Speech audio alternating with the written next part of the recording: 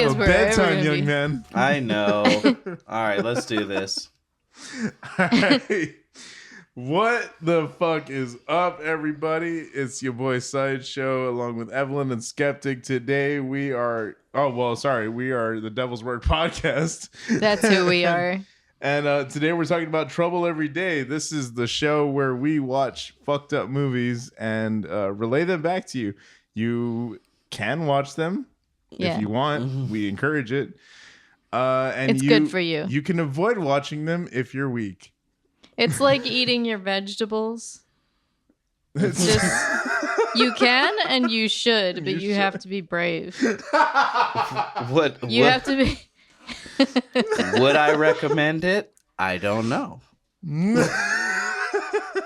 It's not for the faint of heart. That depends on you, young man. Jesus, especially this fucking episode. Oh my God, bro. We're finally doing this movie. You guys... You know what we haven't talked about since episode 27? Oh, what? Blood fucking. I was going to say that. Oh, goddamn. It's been too long. I was going to say that. I'm sorry. You're good. Yeah, we are continuing our blood fucking fest. This movie, shit, I didn't even get the director for this one. It's Claire. Claire Denis, that's right. The director of High Life. That's right. Yeah, this is, in terms of some of the most shocking content, I think we're probably going to be discussing today. Yeah. This is probably some of the worst shit we're going to be getting into today. And it's weirdly enough, we're like a movie that mostly isn't violent. Mm-hmm. Like it really isn't. It's very quiet until it just gets violent, bro. This movie is from 2001. It was, like I said, directed by Claire Denis. I hope I'm pronouncing. We're gonna get into the pronunciation of these names too, and I'm not sure I'm gonna do a great job, but we're here, and we're doing it. So we found this movie on Shudder as of this recording. Thank you, Shudder. Thank you, Shudder. Yeah. Finally, a freebie. Yeah, we got this one on Shudder. We recommend checking it out. Please listen to the trigger warnings and stuff going forward if you do, because this is some very triggering shit. Don't blame us. We warned you. Absolutely. We are giving full disclosure here before going forward. So the trigger warnings for this one are going to involve sexual violence and assault, cannibalism, and gore. Mm-hmm. For sure. Those are the ones that I point out. If you guys have any, please speak now or forever hold your peace. I have two. Vincent Gallo and Beatrice Dalle. Yeah, big time. Oh my God. I would say that there's definitely an element of domestic violence. Like it's not shown, but it's definitely there. Suicidal ideation, maybe. Yes. Yeah. I was gonna say definitely like domestic neglect. Mm-hmm. I guess, but yeah, for sure suicidal ideation. It's definitely gonna be drug abuse. Potentially. We like drugs, so yeah. Be not nice the pharmaceutical to your drugs. kind. Be nice to your drugs. Don't abuse them. Yeah. They do so much for us. They do a lot for you. That's a nice man. I would say this is speaking personally, but massive jump cuts. That's my trigger warning. Be prepared to wonder how the fuck people got across rooms and into doorways.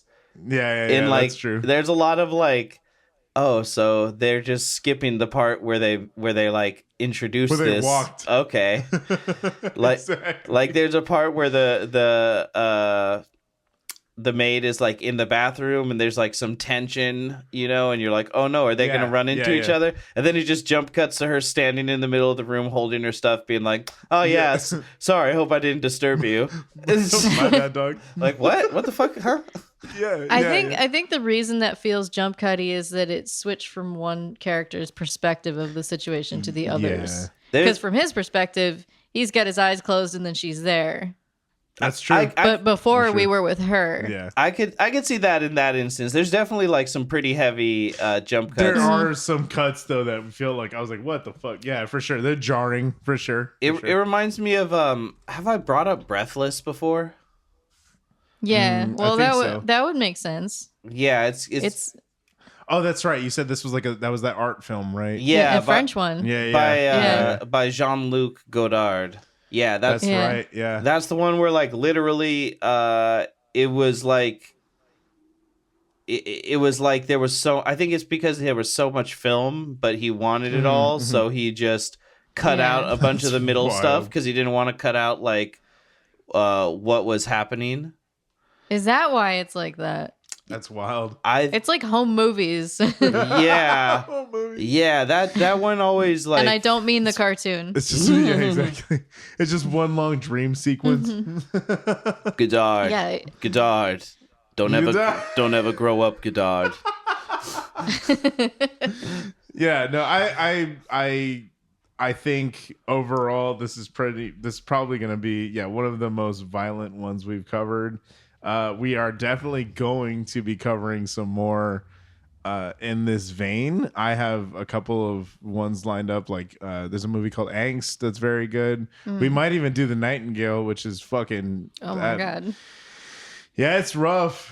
It's I would argue a little more rough than this one, but that one is the most. I don't know, a blunt depiction, I think, I've ever seen. Trauma. Yeah, it's absurd. That's what I'm saying. But also, like, that's one that in the first, like, 10, 15 minutes that all of that happens. And then kind of, like, then the movie opens up and becomes what it's going to be. But you're just like, you really got to try and get through that first 10 minutes because it's fucking rough. Yeah. But with this one, it builds on it. It builds. And then it fucking hits you over the head with the last like 20 minutes of the movie. And it is fucking gnarly. Like, oh my God. And it's been an influence for a lot of things. Oh, absolutely. We're going to talk about a lot of different influences for sure as we go on. Yeah. But yeah, if this sounds good to you guys, please go check it out. We are going to get into it. So don't say we didn't warn you. Do we have a synopsis? Oh, okay. Well, yeah. Sorry about that. See, this one's kind of, we'll give the whole thing. So scientist Shane Brown neglects his new bride, instead spending their honeymoon searching for an old colleague who disappeared after a research paper he had written was discredited by the medical community. It turns out that Dr. Semino is living in obscurity in order to protect his wife, whom he keeps prisoner in a room and boards nailed across the doorway. The narrative unfolds the dark secret that drives each party. Yeah. That's very, very broad strokey because it's not like this movie is more show don't tell. It's about wives. Yeah. Yeah. The movie itself very much is like nonverbal communication. A lot of and I would argue we talked about this before we started rolling. The nonverbal parts about this movie are probably the best parts about this movie. We were talking about how good an actor Vincent Gallo is when he's not speaking. Yeah. And then he's like, "Where is my friend? I need to find him." And you're like, Vincent, shh. Beatrice doesn't even have lines. I think besides like two lines. Yeah, she's just an animal in this movie. It's fucking fantastic. She does say a couple things, but yeah. She does say a couple lines, but it's very like Claire Denis pulled Beatrice out of a bush by her tail, and she's like, "Come be in this movie." That's what I kept saying. I was like, "Isn't it crazy? She just showed up on set like that." Yes, yes. They had to get her rabies shots before she was in scenes with other actors. They're like, "Okay, do we have Beatrice's handler on set? Is it okay?" Like when she's like wandering by the side of the road, like covered in blood. Yeah. I was like, she literally walked in and was like, "Guys, I have an idea. Follow me." Yes.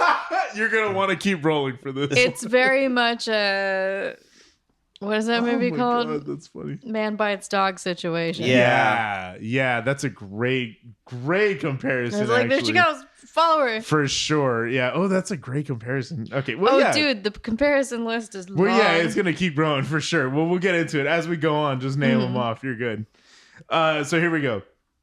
We open with a man and a woman doing some heavy petting in a car while a song plays with the lyrics, "Look into my eyes, you see trouble every day." And it's a very cool, jazzy soundtrack that this movie kind of has. It's very subtle, very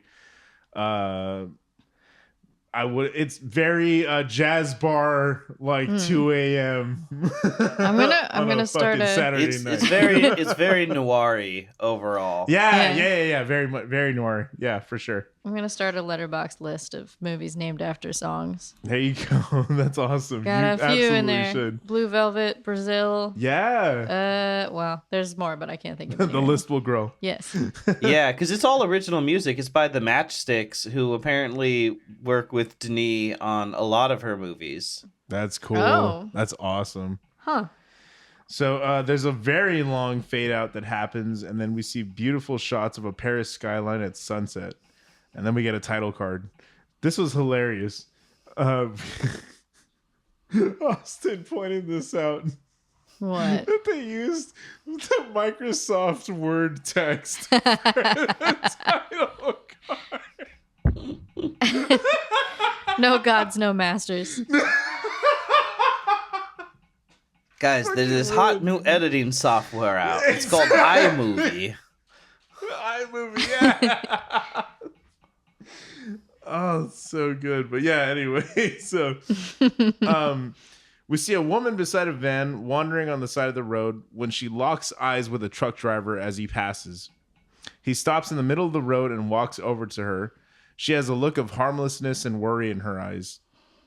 We cut to later on that night as someone is pulling up to the same van on a motorcycle. The man gets off of his bike and investigates the area, starting with the van. He looks over to a nearby wheat field and sees a lifeless, bloodied body lying face down in the open. He turns over to reveal that it's the truck driver we'd seen earlier. He sets him down and walks over to the woman who is sitting on a bush with her mouth drenched in blood. And she's kind of muttering to herself. It's very cool. The thing that's cool about all of this is that nobody's saying anything, so you're just kind of guessing what you think is going on. Like, you think that's what I'm saying. Yeah, you could think that she knows the truck driver and they arranged to meet or not.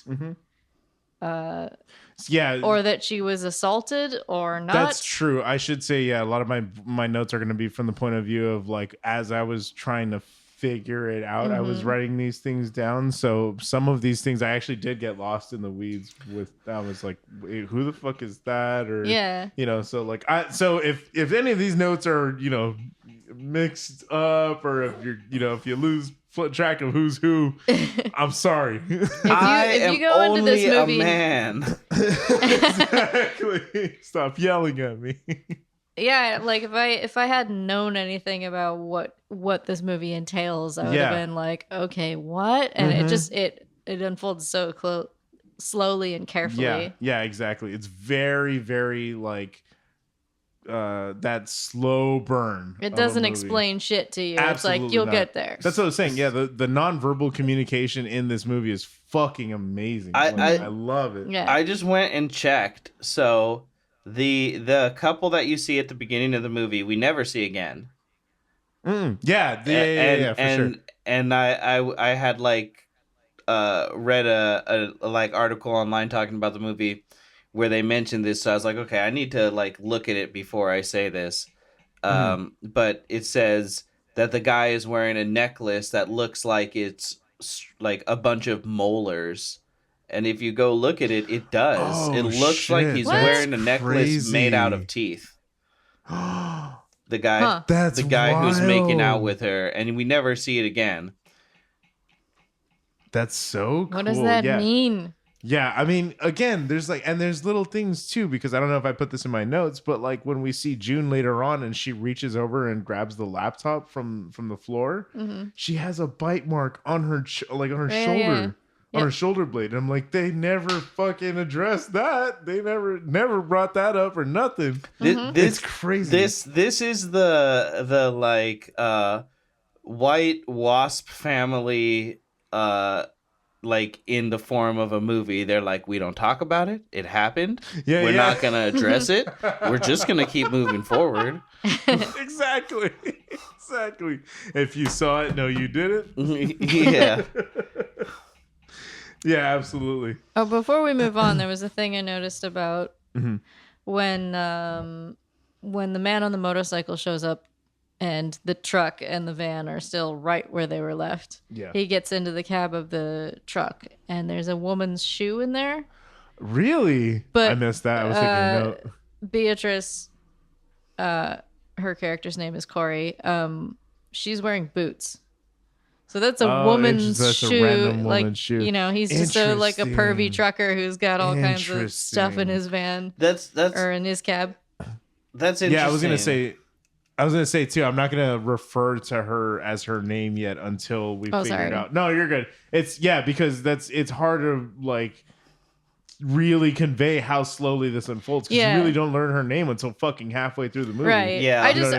I corrected myself because like I try to get out of the habit of calling the characters by the actor names because it's a bad habit. No, you're fine.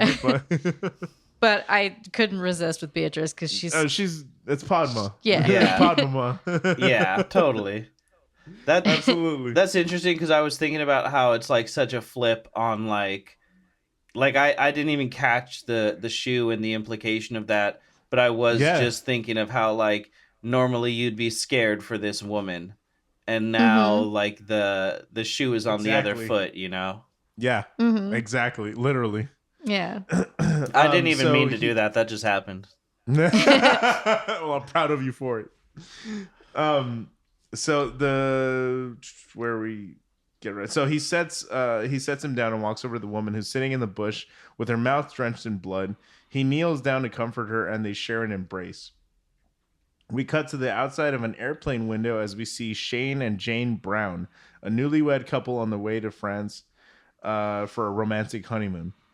They're clearly very madly in love with each other, and it shows with how passionate they express their affection. And they have real glass champagne glasses. Yeah. This was, different times. He takes her wrist and slowly starts kissing his way up her arm.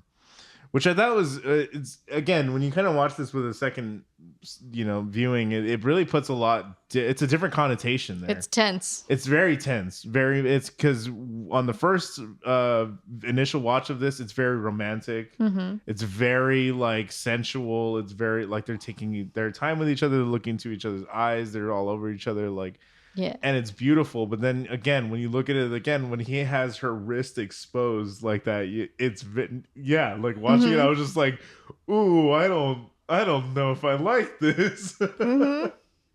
So yeah, I thought that was beautiful. Like it's it's a way to convey information in a very matter of fact way. And then we fill in the blanks later on with the information that we're given. Yeah.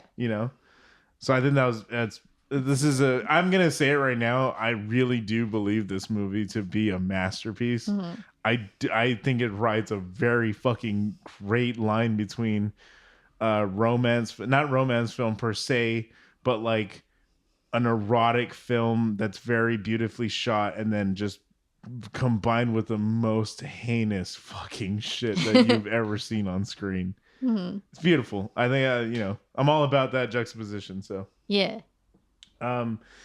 There's a lot of eye contact happening in this film at all times. It's true. As everyone on the plane is sleeping, Shane gets up to have himself a little moment in the bathroom. we get flashes of images of someone lying on the floor, dripping with blood head to toe, almost smiling at the camera. And there also appears to be another body lying face down in the room as well. But the way that this scene is shot is so it's extreme close-ups. Mm-hmm. And it's kind of like how when it goes on, you're gonna see more, it's kind of shot that way, but it's like macro shots of like skin and just like hands moving up body parts. drenched in blood. I don't know. It's like, it's very hard to kind of tell what's going on a lot of the time. From then what I put here is, from the look of his actions, it feels like this is a flashback of an incident he either witnessed or took part in, but it looks like June's face in the shot. So maybe it's a fantasy that he's having. I think it's a desire thing, like, okay, because he's deeply attracted to her, and this is how his sexuality works. Okay. So the ultimate, like, what he wants more than anything is to consume her. But he can't do that. Yeah, because he loves her at the same time. Yeah. You know how some dudes will get like really aggressive and be like, "Oh man, I would like destroy that chick." That's yeah. This is what actually he literally means it. He will destroy you. Yeah, and there's an aspect of this that comes across with the other couple, which I think is coming up pretty soon with Leo and Corey. Yeah. Is how this thing is wrapped up in jealousy and betrayal. Absolutely, that's a huge part of this, actually. Because what she does, it's the same with her. Like, the people who are the romantic other halves of these people with this problem can never fully be with them because it's dangerous. For sure. Yeah. So for Leo, when she goes out, they to found do the a way thing, to sort of they found out a way to sort of they make it work, navigate that. But he gets angry at her. Yeah, for sure. That's interesting. I never thought. Yeah, that's a very good read on that. Yeah, it's fucking dangerous. It doesn't work. Exactly. Yeah. Okay. Yeah, because I was confused. I was just like, it looks like it could be a flashback because it's usually what we get and things like this. But I was like, oh, okay, maybe he's just fantasizing right now. Yeah, it's what he wants, but he knows it's impossible. Okay, that makes sense. Shane takes his sweet ass time getting out of there and back to his seat, where June immediately cuddles up with him. We cut to the man we saw embracing the murderer from earlier as he's closing up the windows of his home first thing in the morning. And we see him also putting padlocks on, I guess. I don't know what padlocks. He like closes the shutter and then drops like a locked bar to hold the shutter in place. Yeah. And then he closes the like glass window, which almost is more like a door. It's a doorway it's for a sure. French window. Window. Yeah. and then he like padlocks that. So it's like multiple levels of it's locks. Like tri-locks shit. It's like triple fucking security for sure. This is just Beatrice's house. So we he lays out 3 pills of some sort on a countertop before the well-rested criminal in question wraps her arms around him and begins kissing him. They embrace each other for a bit before he body slams her into the bed. She grabs his head and tries to initiate further contact, but he grabs her wrists and forces her down before getting off the bed and leaving her locked in the room. Yeah, she's like, it's like starting to get passionate, but he like holds it back at a certain point. Yep, he's just like, down, girl. It's really sad because I mean, they both want to, but it doesn't. They know that they can't go that far. And then she does that with someone else, which is, he's jealous, but also wants to stay alive. Yeah. Wants to stay alive. So he's angry at her, but he's more angry at it. Yeah, he's angry at the circumstances, I think, for sure. Yeah. No, that makes so much sense. That's a great read. I feel like Evelyn had kind of already like hinted towards it a little bit, but I guess I'm realizing that there is that level here of like knowing you can never please the person that you're with. You know what I mean? Like you could never actually do what they need. So there's that like disconnect, even though they're like, Mm-hmm. oh, we're together, don't worry about it. It's just like, Uh-huh. we're not really for sure. together. Yeah, Right. but are you in love? Uh-huh. Yeah, for sure. So it's here that we realize that his name is Dr. Leo Semino, as he passes a placard on his way out the door. He rides off on his motorcycle, and two young men who have been watching him from one of the nearby buildings walk up to his house to attempt to rob him? ? Also known as Chekhov's neighbors. Chekhov's. Yeah, they Chekhov's horny adolescence. They like never really explain what the fuck is these guys' angles. Like I could not understand why they're in the movie. That's why I put a question mark. Or like what their motivation is. Yeah. he's there for the climax of the film. I thought they were burglars. That's what I thought. But then I'm like, why are you robbing your fucking neighbor, dog? Like, But she's aware of them and they're aware of her. Afterwards, I think, because she makes noise. Well, yeah. She was like trying. I don't know if she knew they were there when she was banging on the window. I'm gonna like. But they, like, do you break into a house knowing that there's someone in there? Probably not if you're rational.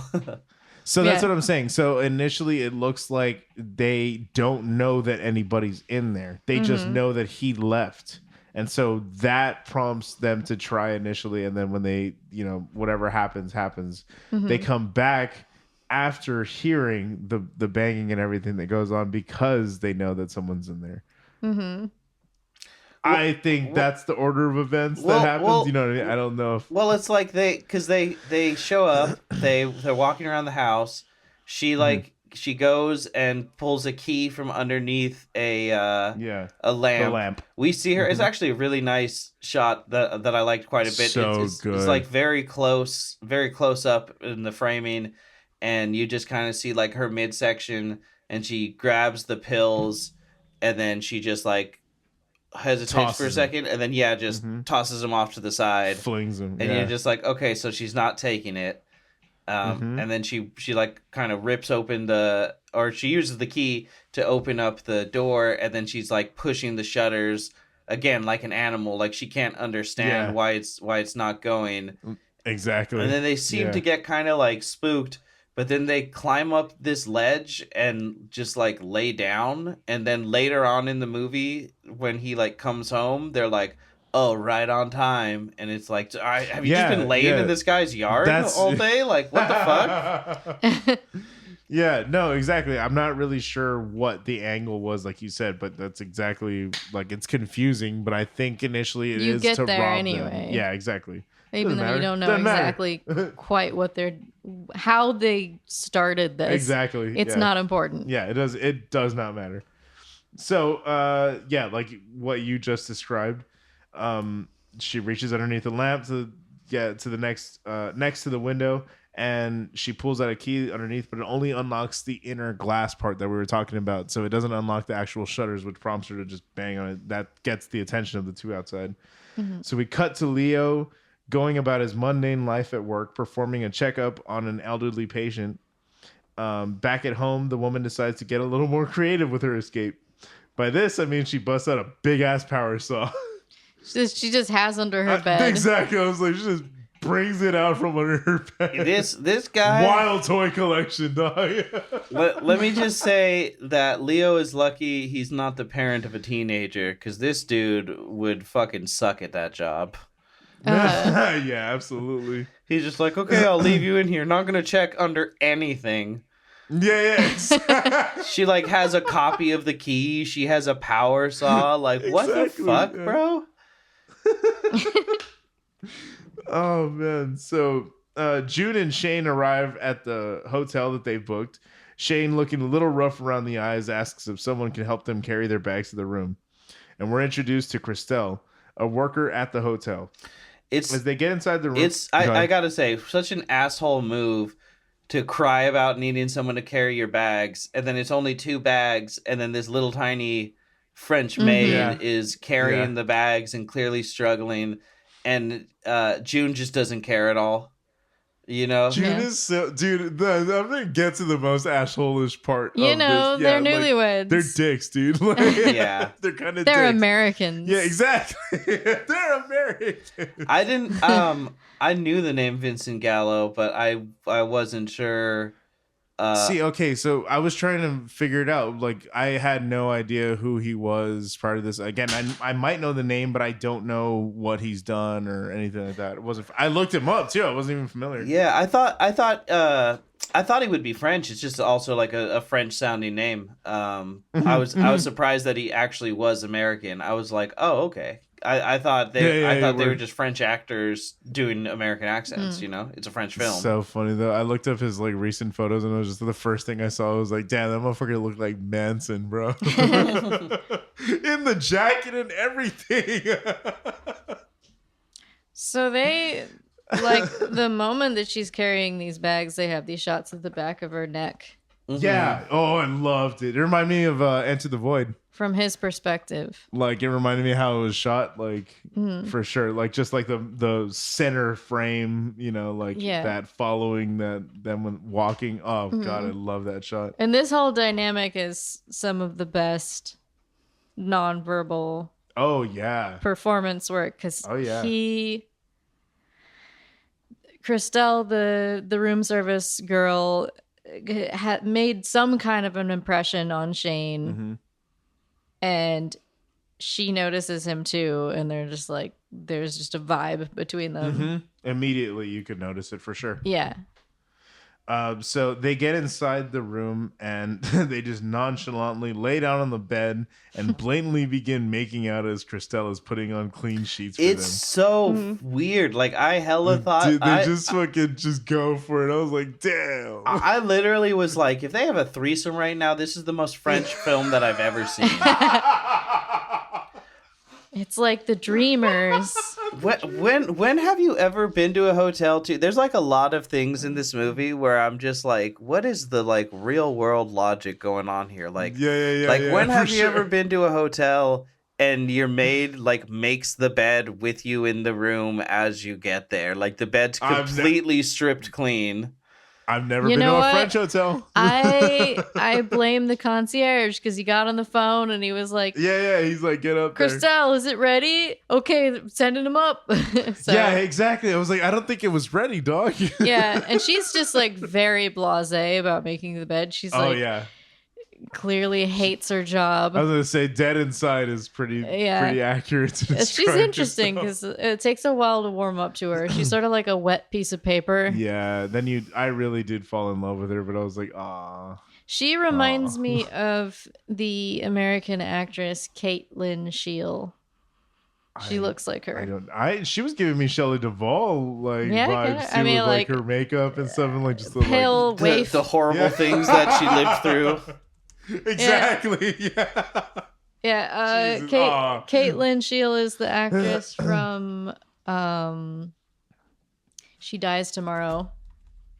Oh, oh my God, we have to do that movie. Hell yeah. I fucking love that movie, dude. That was that's like one of the most intense and like beautiful portrayals of like, I think, suicidal ideation I've ever seen. Yeah. Probably next to On the Count of Three, which I think also belongs. We'll probably end up doing On the Count of Three on this show. Oh yeah. I think we could do it.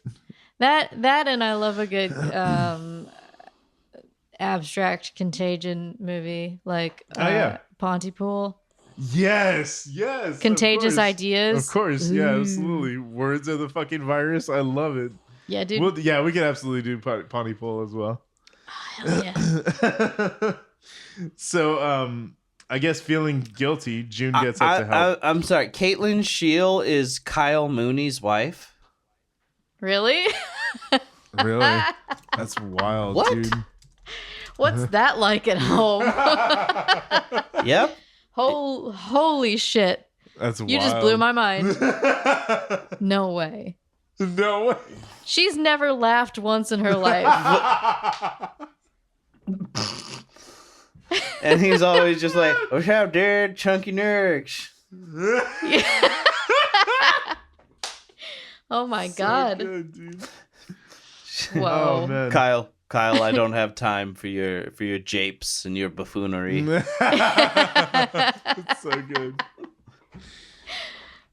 So we get really close shots of the back of Christelle's head as she makes her way through the hallways with her cart. We see that she's taking soaps and different little amenities as she moves along. When she be stealing the jams. I mean, I get it, bro. Like, which yeah, you know what? Now that you remind me of this is also a thing that like doesn't have any significance, but is like shown to have so much significance. Well, I think it kind of is sort of meant to endear you to her because, like, then we see her. I was gonna say the next note is we see her alone at the end of her shift, and she stands in front of the sink for a second before washing her feet. Like her feet in the sink. So it's like, yeah, she's literally just bathing at work as she can. And like, I was like, oh, okay. So yeah, you're meant to see that she's not even getting paid enough at work to be affording, you know. I think it is an illustration of her nature that she's stuck in this spot, but she's an opportunist. And she's seeking anything. She's seeking excitement. Like she has things in her life. She has employment. She has a boyfriend. I was gonna say we see that she has a boyfriend. Yeah, so she's got good things going on, but like she wants something exciting to happen. Interesting. Okay, that's a good read too. Fuck, you're really getting me today with this movie. This is good. I love it. That's a really good read because I didn't like put that together for her. I really did was just like, oh, like she's just depressed and down on her. Right. Like, I mean, but that makes a lot of sense actually that you put that. The way that she's like silently engaging with Shane, like I was like, for a lot of the movie, I was like, is she like him? I thought they were the same. Okay, that makes sense too. And that's the beauty of it because she thought they were the same. Exactly. But the beauty of it is also like that you have room to fill in all these blanks with your own narrative until like even up until the very end. You don't really get like a closure for any of the things that happen. They just fucking happen. Yes. And then then you're meant to live with it. It's messy like life. Exactly. I think that's so good. Yeah, but that's why she's my favorite. Like, I think in the movie, her and obviously, Corey are probably my favorite characters, but only because of like the nonverbal things that they're pulling off. Like, she puts off so much, like, I guess, not naivete, but like this feeling of like being lost, like, and so does Corey. She's just rabid a lot of the time, but like she has this with her eyes, she's able to like, we're gonna see too, that she pulls fucking siren song real well. Dude. Oh my God. She is a feral animal. Whew, we're gonna get into it. Yeah, dude. So, Shane's face down, touching himself in bed. Yeah. While June is in the shower. I had to make the note. Never seen a man jack off face down before. Face down. I was gonna say that's a very weird angle, bro. I don't know if you're gonna accomplish a lot that way. Yeah. A lot, but a lot of rug burn.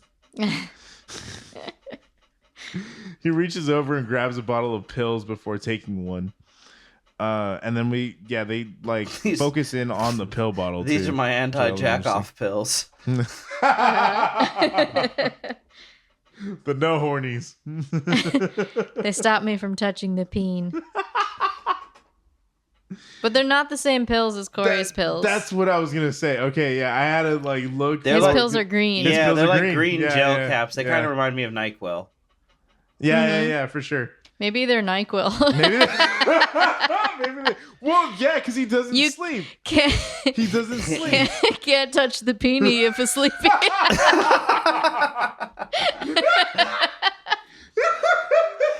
He's like, yeah, you heard of the stranger? Well, what I like to do is take a handful of NyQuil gel caps and then try and see if I can finish before I fall asleep.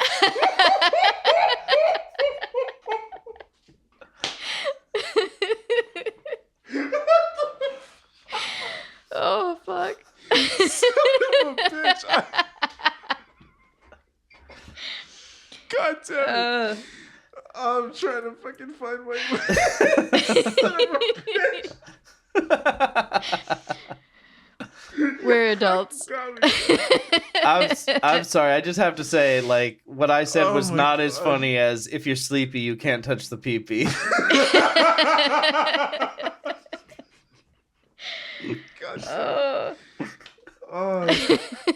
There's another shirt. If this is someone's first episode of this show, I don't know if they're gonna keep listening. I don't care.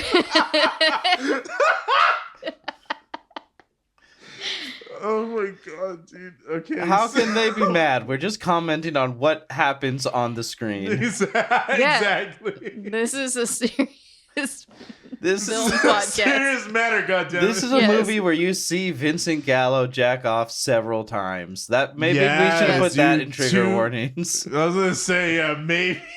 Well, we did. Vincent Gallo was in the trigger Yeah, Okay, we okay. warned you. We're good. We're covered.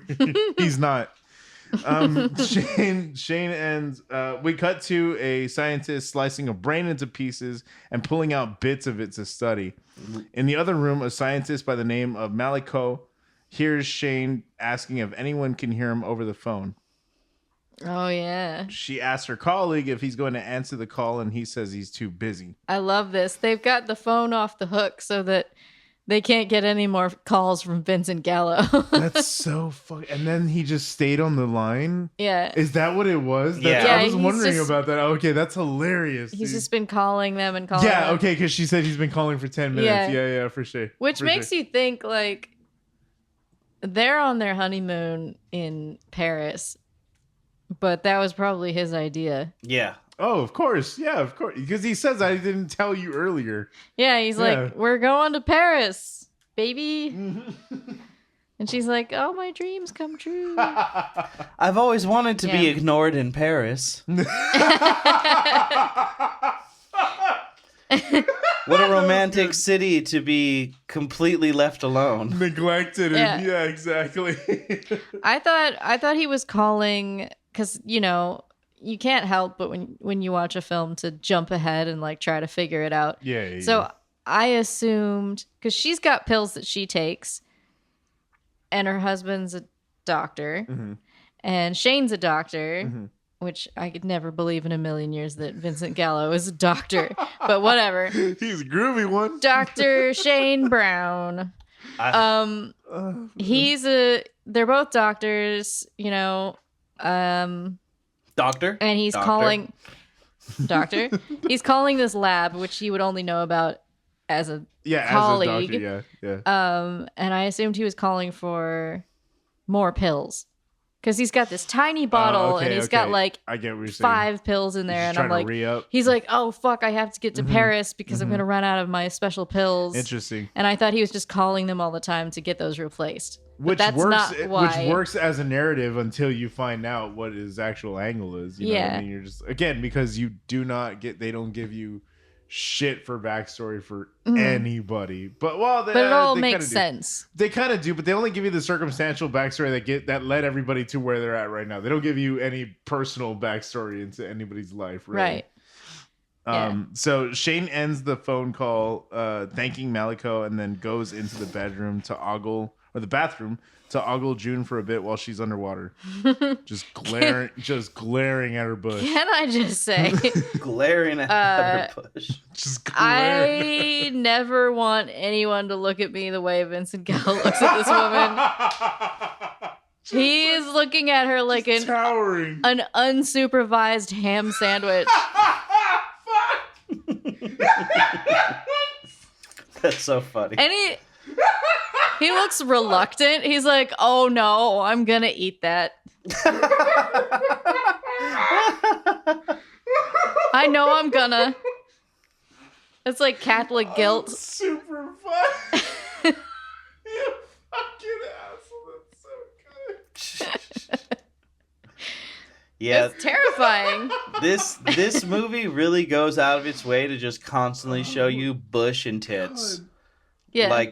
So much. It's French. Ev- It's French. Yeah, And then it they were gives like, you a you cigarette want break." this role? Grow that bush out. Claire Denis said, no merkins on my set. she makes the rules. Oh, dude. Well, okay, like that's kind of like I don't know. I've watched a lot. Obviously, French cinema is like one of my favorite. I've watched a lot of footage of bushes. I mean, yeah, but I mean, and anyway, like in French cinema, they have a lot of like their view of like sexuality and even like nudity is very nonchalant. It's not as Totally. taboo as it is over here. You know what I mean? So like, I think that kind of lends to it because like, yeah, in a lot of French movies, it is just normal to just see bush out. Oh yeah, to see tits everywhere, and it's like. It's nothing, and that's the point of it. Is that not everything has to be sexualized? yeah. You know? It's just like very much. Amanda a pointed part it of out it. a couple times. She was like, "When are we going to see some cock in this movie? Like, come on, yeah. Well, you'll see. I was something. I was like, totally fair, honestly. Like, yeah, exactly. It's weird. It's funny. Like, we need representation. Damn it. I think it was when like Game of Thrones was really in its peak. I think it might have been from the South Park episode about it, where they're just saying like, yeah, it's a weird spot to be in because male nudity is just so much more aggressive. Like even literally like the difference between like showing a soft dick and a hard dick on screen. Like a hard dick just has certain implications and it's kind of scary. So like whenever you see Khal Drogo, Fair. he's just, totally soft. Because it's just like this weird middle ground of like it's imposing enough. You want right? It weighs enough as is. but yeah, just this weird middle ground because like our brains are just wired differently. We kind of view, nudity and sexuality in different ways just by being different genders, like so for sure. Yeah. Absolutely. So it's handled very differently, I think, in the French cinema in general, like nudity and stuff. So yeah, I think it's a good. Let's hang some more dong, fellas. That's what I'm saying. Please, can we just get more dicks, please? For Thank art. you.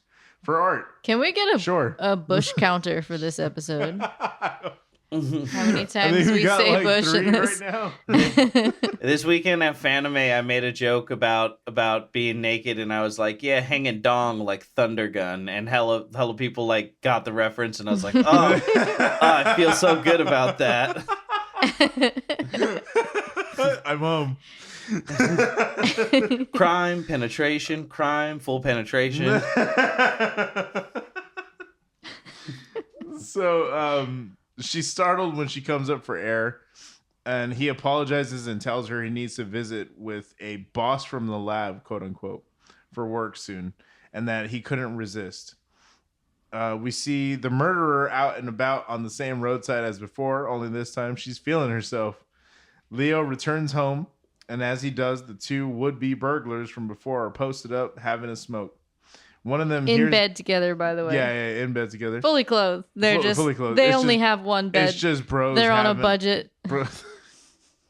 Just bros in bed, trademark. Just bros in Yeah. bed.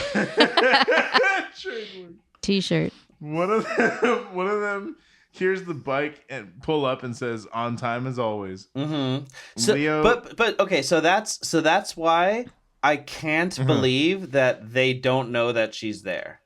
Because they've been well now because that's what I'm saying, because at the end of the last when the last burglary or the last attempt, she was outside banging on it, and so he was looking up and he's like, "What the fuck?" Well, even before then, to say right on time implies that they've been watching this house for multiple days. They've seen him come and go. Yeah. If the pattern is he goes, then she goes, then he comes home, finds she's gone, and goes and because it seems like this situation is repeated so many times. I get what you're saying. Okay, so they've seen both of them come and go by this point. You know what I mean? Interesting. Yeah.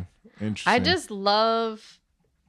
I know we talk a lot about the animalism of it, but like she's full on an animal. Dude, she and is. The two of them sniffing around the outside of the house. Yeah. They're just like two males trying to get to a female, and you're like, I don't know. I feel like she's giving off a pheromone. A pheromone. Evelyn, Yep, don't exactly. make me Ooh. like this movie. Yeah. Listen.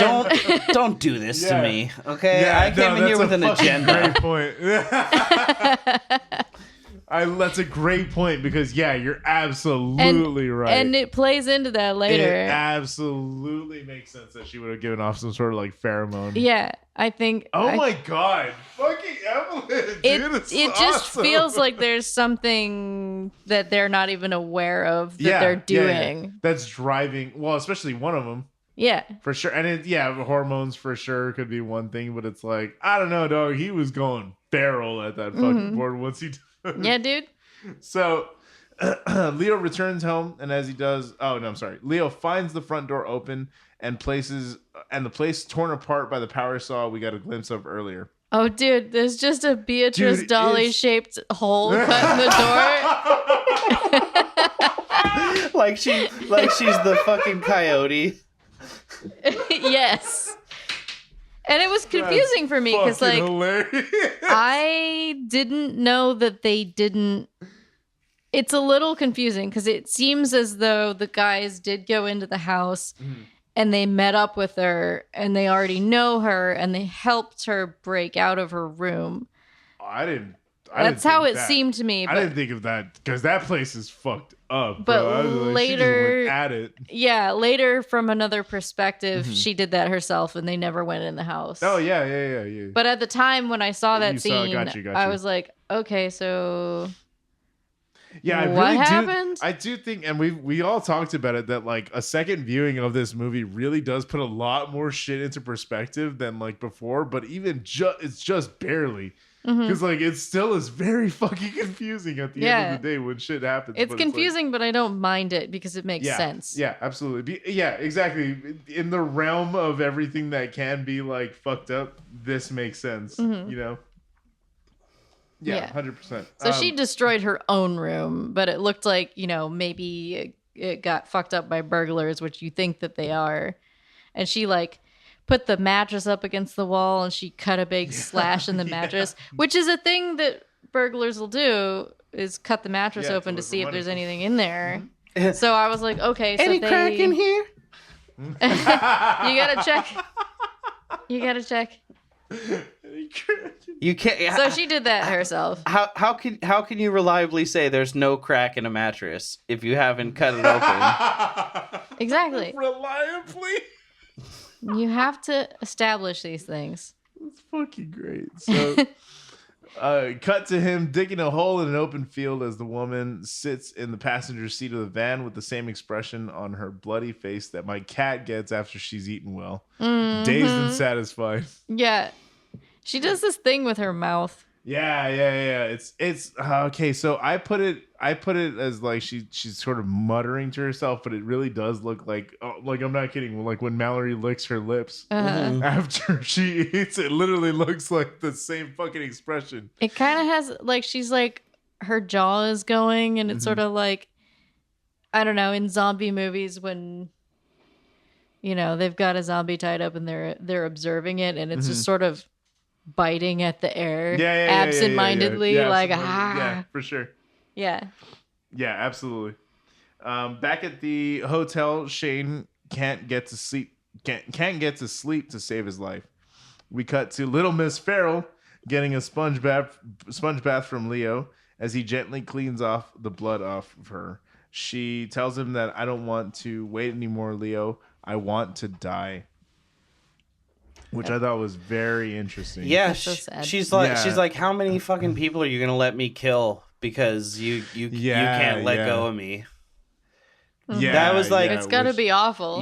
Regardless of like other misgivings that I have with this movie, this scene, this little piece of her performance ties. Like I feel like there's not a lot of plot here, but it ties what there is together in like a pretty interesting way, where it's like, okay, so she's not just a feral like vessel, like not a person, not a character, like she's until once she says that, she becomes a character. Until then she's just well, even up until here we haven't learned her name. Yeah. You know what I mean? Like we don't know her fucking name. It's funny I'm bringing up South Park again, but the one Bebe's Got Boobs. Have you guys seen that episode? No. Bebe is the first girl to start growing boobs, and it's like literally like the camera like zooms in hella hard and shows you that it's like 1 pixel. You know? But all the guys so like they're playing on the side of the road, and then Bebe comes up, and then they all like develop like a Cro-Magnon forehead and like lean over and just start going and like grunting and like pushing each other and like fighting for dominance, and then Bebe leaves and they're like, whoa, that was so crazy, I don't know what like just came over us. So stupid. Oh god. Oh man. Shane's looking real stressed out on that hotel balcony. He's like, should I do it? Exactly. The next day, Leo is standing on a greenhouse of some sort with a lab coat on. We cut to Shane noticing Christelle getting dropped off at work in the morning. You know what? I'm sorry. We skipped that Leo is working as a general practitioner. We see him sit down with like an old man, and he's like, oh, you're going to quit smoking. And he's like, oh, oui, doctor. And he's like, you always say that, you know? So it's like... Yeah, I kind of glanced over that, but I did say that he was seeing an elderly patient. But yeah, he kind of... And then it was interesting too at that. And I thought at the end of the scene when he's about to leave and the old man tells him that he can't pay. He tells him, I left my wallet at home. And he's like, oh, it's fine. Just pay me next time. Like Leo tells him, and as he like walks him out, so you kind of get an idea of like a sense of his character. I was like, doesn't France have socialized medicine? And then like the big like, I guess he might be like a private practice or whatever. I don't know. You know how like on like fact checking shows they'll say something like that, and then there'll just be like a big red stamp across it, like debunked. Debunked. Take that, commies. Exactly. But also maybe they just didn't start doing that till like the mid 2000s or something. I don't really know the timeline on like European nor do I politics. You know what? Write in if you do. If any of this is actually like making so much sense to you and so little to us, please let us write know. In. The email is thedevilsworkpodcast@gmail.com. Yeah. So let's see. So he notices Christelle getting dropped off at work. He closes the blinds and leaves the room while June is sleeping. When June wakes up in the morning, she reaches over and grabs Shane's laptop, opens it, and sees a failed delivery notification about an email Shane tried sending to Leo. And this is what I pointed out earlier. So when she leans over, you see a bite mark pretty blatantly on her shoulder blade. Yeah. So it was like, but again, never discussed, never brought up again. There's nothing, even no bit of dialogue between them two. Early on, I was like, okay, obviously one of these two are suffering from the same thing she is. And I thought it was June. I thought that Shane was like trying to cure her, and that's why he's doing all the legwork and he's leaving her back at the hotel. And then you see that bite, and I'm like, okay, did Beatrice bite her at some point? Is that okay, why this is going on? And you're just your brain is just grasping for questions and like possible explanations. Absolutely. Yeah. So and then there's a moment where he notices Christelle showing up for work, and then after he's left, Christelle pauses outside their room, and there's a sign on there's a do not disturb sign, but she seems like she really wants to go in there, so they're like interested in each other. She's like, this is the most disturbed couple I've seen in some time. Are you fucking kidding me? That's so good. He tells them he's trying to find Leo. Oh, at the hospital. So we cut to Shane meeting. How do you pronounce this? Chort. I have no idea. I was laughing at that too. That's this motherfucker's name is Chort. That's his name, Chort. Dr. Chort? Yeah, Dr. Chort. Well, he's an asshole. So hi, Dr. Chort. Hi, everybody. Sorry, what were you gonna say? Oh, I was gonna say in that email, that bounced email, he has CC'd like every possible combination of Leo's first and last names. Yeah, like he's just desperately trying to reach this guy, and I thought that was like kind of an interesting touch. You see like 10 plus like Leo.Semino, Semino.Leo, Leo MD Semino, like everything he can think of that could possibly be his email, just trying so hard to reach out to him. Yeah, absolutely. So we see Shane meeting with so like I know I'm probably pronouncing it's probably gonna be like Shoar or Short. Yeah, I have no idea, but Short. I'm just gonna call him Short. I'm just gonna call him Too Short. Too Short. I think he is short. What's my favorite word? Nerd.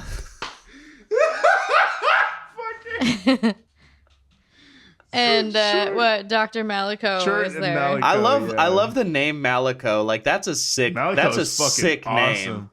Yeah. She's great too. I love her, like her whole like panicked look the whole time. She looks concerned, bro. Intently kind. Yeah, that's a good way of putting that too. She's just in the background like I wonder if there's a comment here, and you know, with a female filmmaker, I feel like it's a lot easier for me to like find validity in this.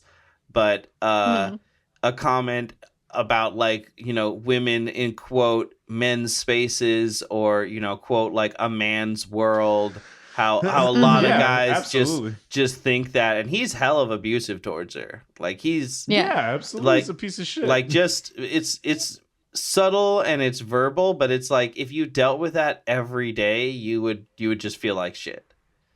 There's a part where he's like, Malico, we're eating lunch, we're waiting for you. It's like, it's a fucking sandwich, dude. Who cares? It's like, are you guys really like that, like ridiculously blue blood that you have to like eat lunch at the same exact time at work? Like, holy shit, bro, get a friend. So Chort, Malico. Chort just plays with brains all day. Fuck this fool. He tells him that he's trying. Chort's a liar.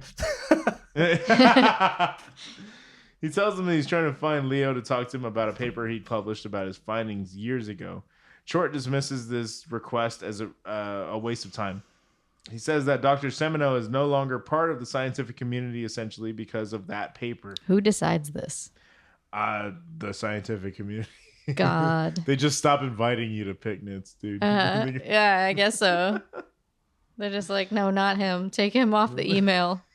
He's not coming to the next game. He's not on the email chain.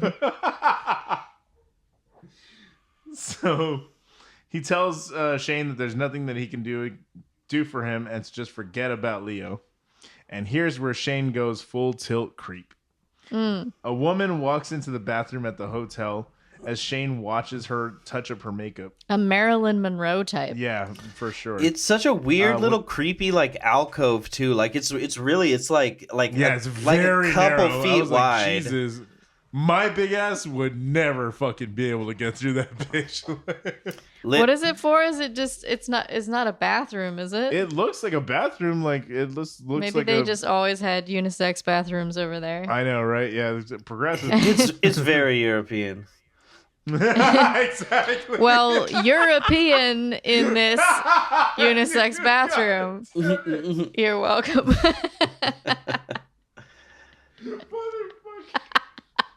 There's this show The Prisoner that I love from the 60s, and there's a line in like the first episode where like, you know, it's like literally the 60s, so there's not a lot of like international like mingling. Like the world just wasn't as much of a melting pot as it is now. And this guy just comments on how like there's a lot of people from all over the world in this place, and this other character just goes, yes, it's very cosmopolitan. And it's just such a weird ass like stilted line. What does that mean? Exactly. Oh god. Oh, that's funny as shit. I'm gonna start saying that. Exactly. So when she goes to leave, he purposely blocks her path and acts like he's just trying to get around her. He gropes her as she tries to pass, and she yells at him as she exits. So intensely. Like I was fucking terrified. I was like, dude. Yeah. You have reason to be scared of his ass. Like, obviously we're gonna get into it, but god damn, like this is already just the inklings of just like, ugh. They also when he's at the lab, when he first asked them, and they're like, no, we don't really know where he's at. He left 6 months ago and didn't leave any form of communication or anything. Yeah. And then Shane just starts sort of like putting his head in his palms and like rubbing his temples, and they're like, oh, are you okay? Do you need some water? So he starts to show like illness symptoms, signs that he's like a little bit not right. That part was bothersome to me because they like hand him a glass of water next to the open the test petri dish of the green slime shit, that they're using the, what is it, a centrifuge? Yeah. Very. I mean, this lab is just, they don't have any gloves in here. It's punk rock as fuck. Yeah. You wouldn't understand. It's very 60s in here. And by this point, I think they've shown us a couple times when they're cutting open these like freeze-dried cauliflower cross-section looking brains. Like they're using these little, like, I think they're called forceps, where they're the forceps, and they're pulling out these. That's what he's like, pulling the chunks. Yeah, it's like these little like black, like it almost looks like a brain parasite. Like it doesn't seem like it's alive. It's some sort of like organic material, but it's like black gunk in these brains that's not supposed to be there. Yeah, for sure. And then he tells him, he's like, Leo's paper was stupid. Like, I know what you're talking about. Like, I can't believe you're gonna come all the way out here for one guy's like quack findings. I hope this wasn't your whole like reason for coming out here. And he's like, oh, I was on my honeymoon. He's like, oh shit, I left my wife on. I gotta go.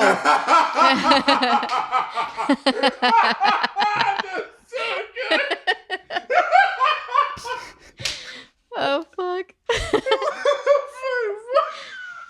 That makes me think of the there's an Onion headline, girlfriend really has a mind of its own today. That's so stupid.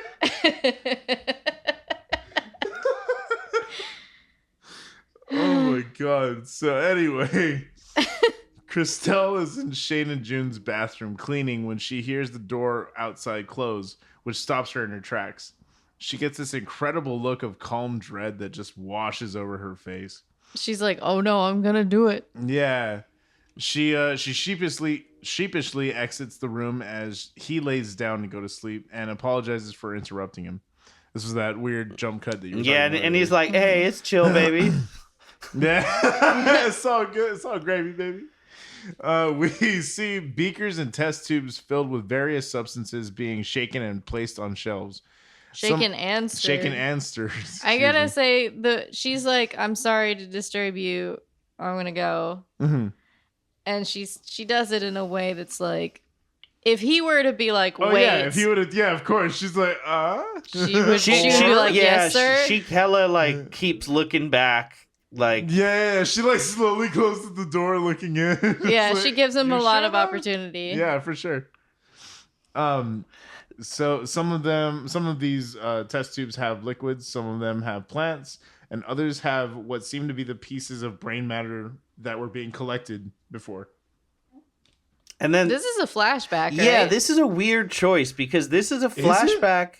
I think so. There's two of them in there. Okay, that makes This is a flashback that sense, appears to have happened at the same lab that Chort and Maliko are at. It seems like it's another conversation. Same set. It's the same set. Well, because she talks about it. She's also obviously French, so like it would be this is the older female scientist. Yeah.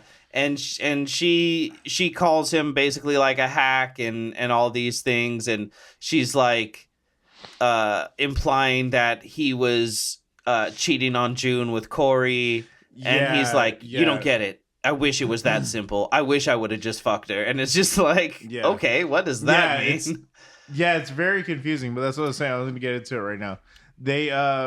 Shady's speaking with a scientist. He says that we haven't seen her before, and we won't see her again. And exactly. He says that when he graduated, multiple pharmaceutical companies approached him about working for them. Universal Pharmacon was the one who gave him the best offer. They began talking about Leo's work. Shane had read his paper when it was first published and convinced his bosses to take an interest in Leo's findings from his work with Pharmacopoeia. He even went as far as to fly down to where Leo was conducting his research in Guyana to meet with his team. It was there that he met Corey Semino, aka the murderer we've been following around the whole time. The scientist asked if they had fallen in love with each other or if they had developed a relationship of some sort. He responds with, I wish we had. Love isn't the right word for it, though. She responds with a few questions. Do you believe in loyalty, Mr. Brown? What about betrayal? She then accuses him of stealing Leo's work since he was opposed to testing his findings on human beings. She claims huge profits were to be made, and you're a fan of money. Then she tells him to kick rocks before we get a wild burnt film transition. Yeah. That was the one that got me. I was just like, wait a minute, what the fuck just happened? In France, memories are shot on film. it literally so like so good. Are you a big fan of Metal Gear Solid? Me? I haven't really played it as much, but I know that it's a massive fucking lore. There's a bunch of fucking stories. There's a big thing they do where when they lore dump in Metal Gear Solid, sometimes it'll just go to like grainy footage of like soldiers in communist Russia like doing military drills, but then like over that footage, Snake will be like, war has evolved in so many ways, and he'll give all this back. Like, it just had such an aesthetic of like an MGS cutscene. Okay, I was like, yeah, this is exactly how they like deliver information in Metal Gear. That's hilarious. So Shane is lying in bed when he opens his laptop to a page about Leo and his work in Guyana. We see flashes. He closes his big bloody butts tab. God damn it! We all need a way to relax. It's just a British porn site, so he's like very let down by it. Let down. That's how he discovered it, though. That was the mix-up. Is big bloody butts and bloody big butts. .net. .co.uk. Yes. I'm never gonna get to these fucking notes. We see flashes of a POV of someone wandering in the jungle alongside footage of an encampment of tents with a bunch of cans containing plants surrounding the area. Maliko calls Shane to tell him that she needs to speak with him in person. And this is where we get the asshole Chort yelling at her to go join them. Yeah. We cut to some beautiful shots of Shane and June on a building. It's worth noting that I think this is sort of where June starts to get jealous or like... Because she's very happy to start with. I was gonna say. But she's like a little bit... She's like, who are you calling? Yeah. Because he's like calling people and meeting with people. Yeah, absolutely. Because she walks in. That's right. She sees him writing down the address and stuff. And like, I could meet with you tomorrow. This and that. Yeah, for sure. Okay, yeah, that's fair. Her happiness is on a decline. Very thin ice right now. Mm-hmm. So we see them just taking photos and sort of just enjoying each other's company. This is actually, we get a really cool shot of while they're goofing around on the building top, she has a green scarf that's wrapped around her head. And this is like the most French part about this movie. I want to say, like, it really is, just with the music and like the shots, how they're composed, very passionately looking at the camera and like at the skyline and everything. I was like, oh, okay, like this is the French showing, you know. Yeah. But it was a beautiful little shot. I really thought it was a nice little, like, they show her put her scarf down on like the edge of like the building, and then it just kind of flies off, and it just kind of follows the scarf as it follows. It's a really bright green scarf. So it's a really pretty color, like juxtaposition with all of the sort of like flat tones that you see in the city. Yeah. But yeah, I just wanted to point that out. That was a really nice scene. I like that. And again, it's about to get not really nice. While in bed, Shane tells June, "I'd never hurt you. I like you." She responds with, "I like you too." Ouch. I was like, I was going to say, you're married and you like her? Good. I don't know. I think they were being cute. I was gonna say, yeah. Okay, I can see how it also is cute. I've said that shit to my significant other. Yeah, for sure. I mean, I understand it. Also, it's a different thing. Yeah. I love you, but I also like you. Yeah, absolutely. Yeah, absolutely. I was kind of You're very right. I was kind of thinking of that. That's something that, like, when I was younger, you know, like I have 4 older brothers and a younger sister, so really my older brothers. But I would just be like, man, like, what is up with, like, you know, you guys just always date these women that are like so, you know, shitty to our mom, and there's just always this weird like competition, and like I don't know why they're like this. And my mom was like, you know, you can't control who you love, and sometimes you love somebody that you don't like. And I damn. And I was maybe like 10 years old or something, and that just has stuck with me forever. That's like, awesome, dude. I love that. Yeah, because I'd be like, that's extremely important. Yeah, I'd be like, you know, he doesn't seem happy. It just seems like she stresses him out all the time, and she's like, yeah, well, he loves her. That doesn't mean that he likes her, but and that's a conflict inside of him, you know. And I'm like, fuck, that's It's very real. That's heavy, dude. Oh, hell yeah. Mama Scap, good on you. Yeah, my mom's full of a lot of gems like that. That's awesome, dude. Yeah, that's beautiful. Absolutely. And you're right. It does lend into this completely. I think there's a PSA in here. Absolutely. Yeah. It's fucking a little like bell. We're just edit a little bell in there.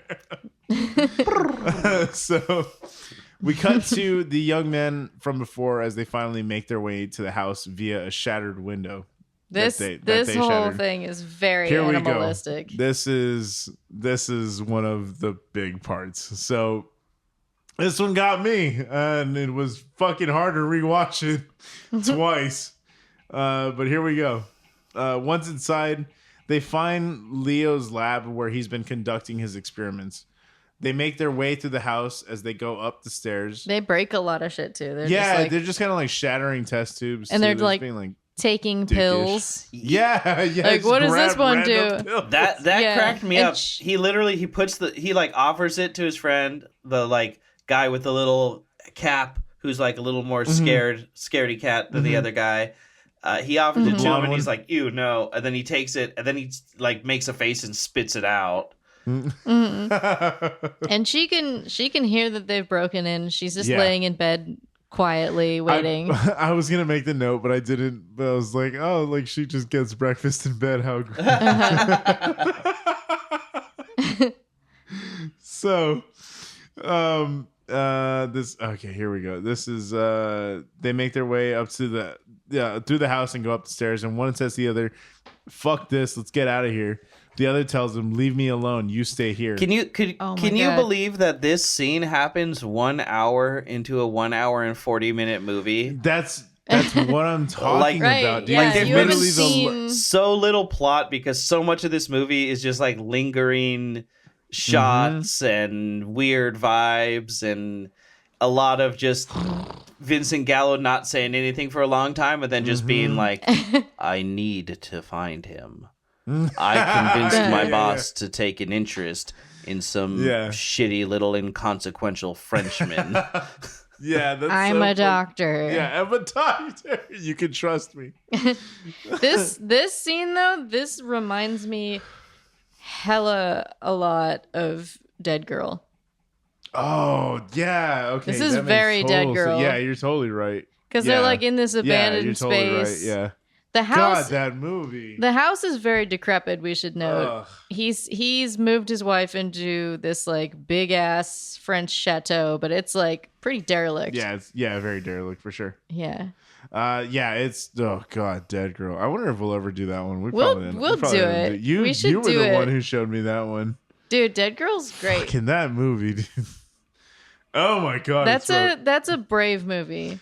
Brave is one way to put it. I think it's brave because if you take a scenario and you're like, what if this? And you answer that question honestly, even if it's not nice. Yeah, it's fucked. Then you have something good. Yeah, I mean, well, we're speaking of not nice. Here we go. Speaking of which. So, when he reaches the top of the stairs, Corey is waiting for him at the boarded up doorway, and she goes full siren song on his ass. Because she wrecked the door, so now she's boards. Boarded up in the doorway. So this is like before it happens, that's what I'm saying. It's very sensual. It's very beautifully shot. Mm-hmm. It is so enticing because you see the way she crawls out of the shadows slowly into like the light. That's what she do. I was immediately filled with dread. I was like, oh my God. He didn't stop to think about. Just a little aroused. Yeah. I got a scared boner. He didn't ever stop to think about why this woman is in this room. No, absolutely not. And why she doesn't fucking white knight his ass over there. But I think one of the most powerful things about this scene is the microphones catch everything. Yeah, for sure. It's very quiet. They're not speaking, but you can hear them breathing. You can hear microscopically. Sure. That's what I'm saying. It's very sensual. It's very it's enticing because it's like it's erotic. It's very it's passionate. You're like, oh my God, this is awesome. It's a great performance. It's beautiful on both of their parts. On both of their parts, absolutely. So they slowly bring their hands together through the boards before he presses his face against it to kiss her. She sucks on his fingers for a few seconds, which prompts him to risk it all. And he starts ripping at those pieces of wood with the same intensity as a mother whose kids got trapped under a car in a wreck, bro. It's true. that man said, "Biscuit confirmed." Time to risk it. Absolutely, bro. I mean, and I get it. I saw that and I was just like, yeah, no, I mean, I'm sorry, but I understand. So he stops for a second and Corey slightly lifts up her dress, causing him to go even more feral on the boards. We cut to extreme close-ups on his body as Corey caresses him while straddling him. He moans in pleasure as they begin to have sex, but then things take a turn for the ugly. And his friend is like, guess I'll just hang out downstairs. Oh, yeah. He's just chilling out downstairs. He's just waiting. I hate that I genuinely related to that in like my teenage years of just like, when your friend's getting laid and not you, but you came together, so now you're just like awkwardly trying to pass the time. You're like hanging out with this chick's parents and you're like, you know my friend is fucking your daughter, right? Like this is weird. This is mad uncomfortable. Just me? Okay, all right, just me. You see that game on Tuesday? It builds character.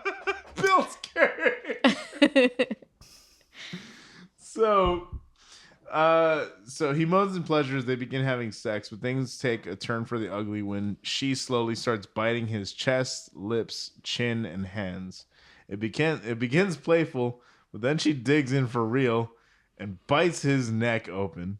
Yep. Mm-hmm. Downstairs, his friend slowly makes his way up the stairs when he hears the screaming. It's such a great realization because they're like, he hears the screaming and he's like, yes, okay, they're having a rough time up there for sure. And then wait, it's too rough. That sounds bad. Yeah, and then he stops before he gets to the top of the stairs and takes off. Yeah, he flees He flees, dog. Yep, he's out of there. So we see, oh god, and then we cut back to the gore. We see Corey rabidly biting pieces of the man's skin off, mostly his lips, as he screams in agony. She seems to be deriving even more pleasure from this as she's chuckling in between bites. She then kisses him and rubs his blood on her face as he breathes his last few breaths.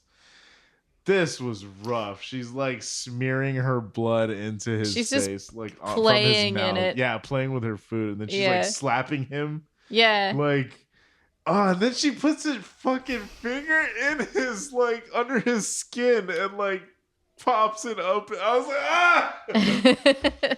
Yeah, it's so rough, bro. When she just starts, she's just sort of like. When she's just eating his lips, that shit was so hard for me to watch. Dude, when she's like literally when she bit at like the top lip, I was like, get the fuck off of him, stop. I'm becoming uncomfortable. Yeah. Oh my god, I was cringing. Oh, it so like makes my hard. face hurt to think about it. Yeah, dude, straight up, like, yeah, and like you don't have any fucking room to talk, Kakihara.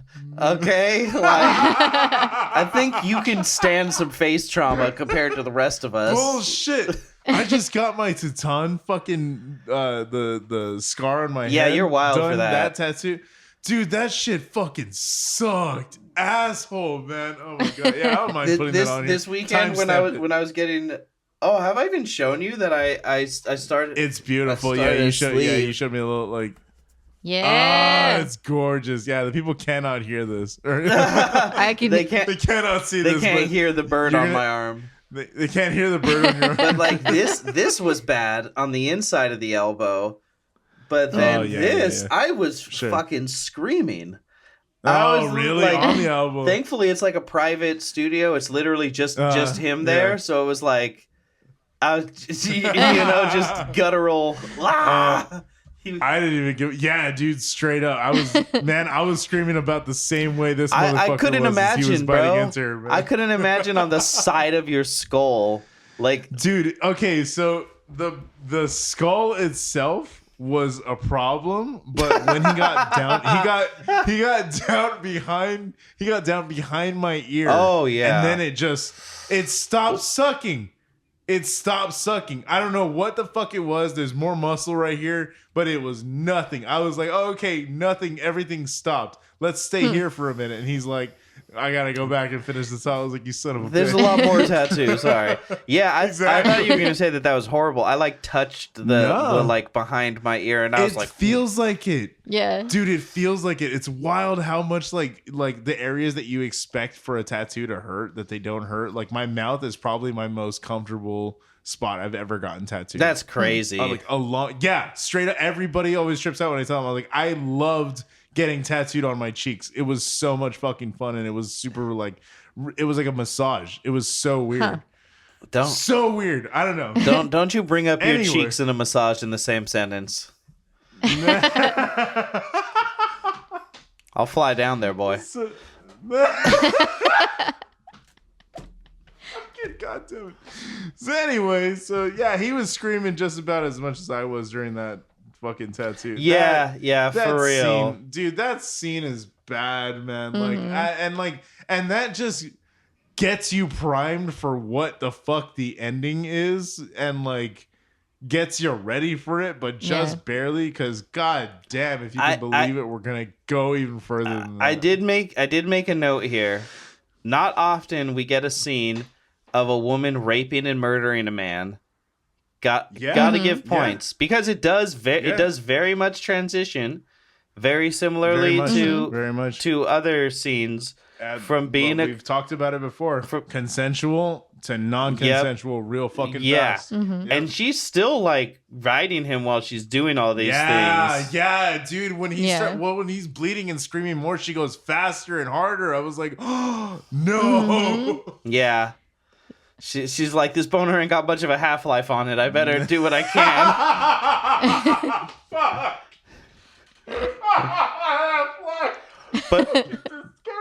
But literally, like the hole in his throat, like the way she tears his throat out, makes it so as he's screaming, it has this quality where we're in the room with him, so we know what's happening. But then when we show his friend just looks uncomfortable because it just seems like it's like, you know, maybe even the dude's like a virgin or whatever. So he doesn't have that experience, but it just seems like he's like, okay, this is just like some sexual shit that's like way beyond me. He just seems uncomfortable. He doesn't seem like scared for his friend's life. Scared yet. He's just like, holy shit, what the fuck am I doing just sitting here listening to this? Like, I should That's leave. a good read. Yeah, that's a good read on that. Yeah, for sure.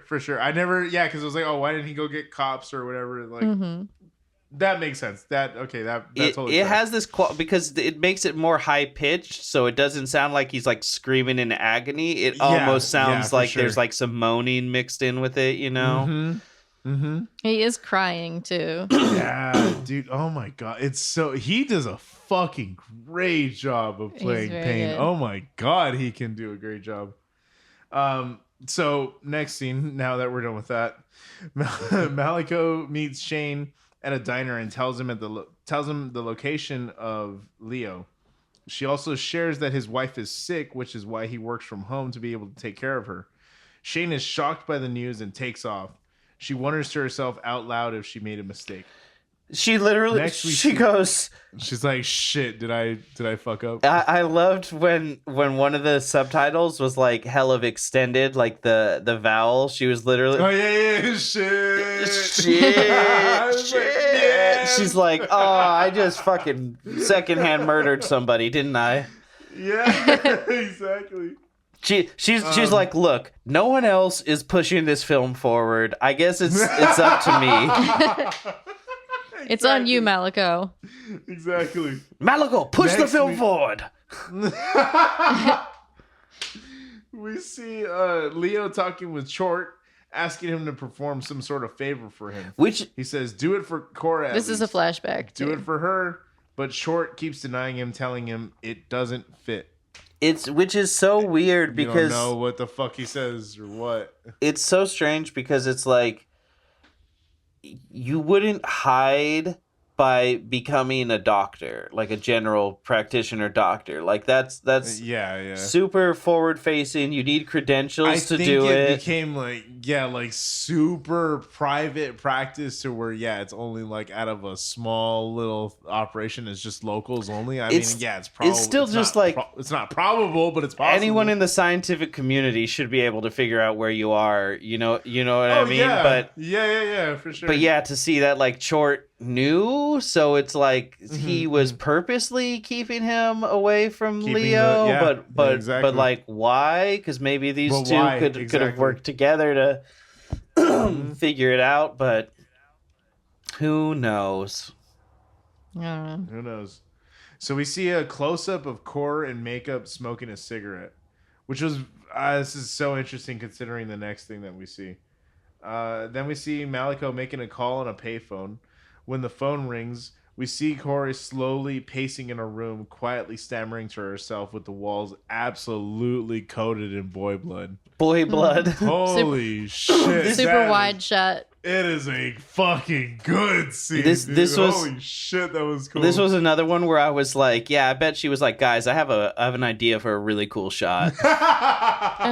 They just followed her home. This is my room. Exactly. She's intense, bro. I just shared that meme that was like, so babe, this is my room, and then they're pointing at a psych ward. It's really really the epitome of like you know how like when a male teacher rapes a female student, everyone's like, yes, that's bad.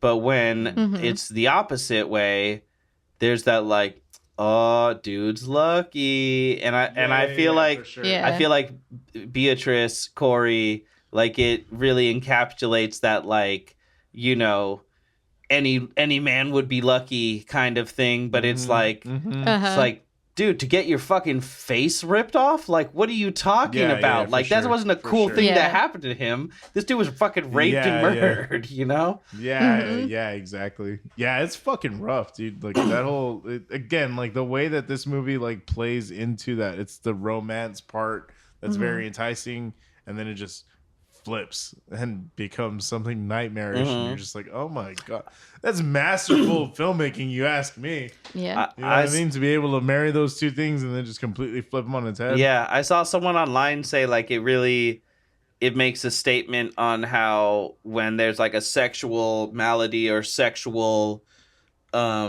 inappropriateness, or just when that enters the conversation, when it's a woman, she's locked up and you know, kept from herself and safe from herself, but this man is free to just walk around and victimize people, but they're doing this like the same thing, and it's the same exact like sickness too. Yeah, he hasn't graduated to the level that she's at yet, but there is sort of this like double standard sort of being shown, and obviously it's like his wife doesn't know what's going on with him, he doesn't have someone like Leo, blah blah blah, but on like a thematic level, I feel like that is kind of what they were going for. Oh, he's in charge of his own destiny. Absolutely. So Shane takes a cab to visit Leo and takes the same entrance into the house as the men did, but instead finds Corey with a freshly painted dress, making her way down the stairs in a beautiful little scene.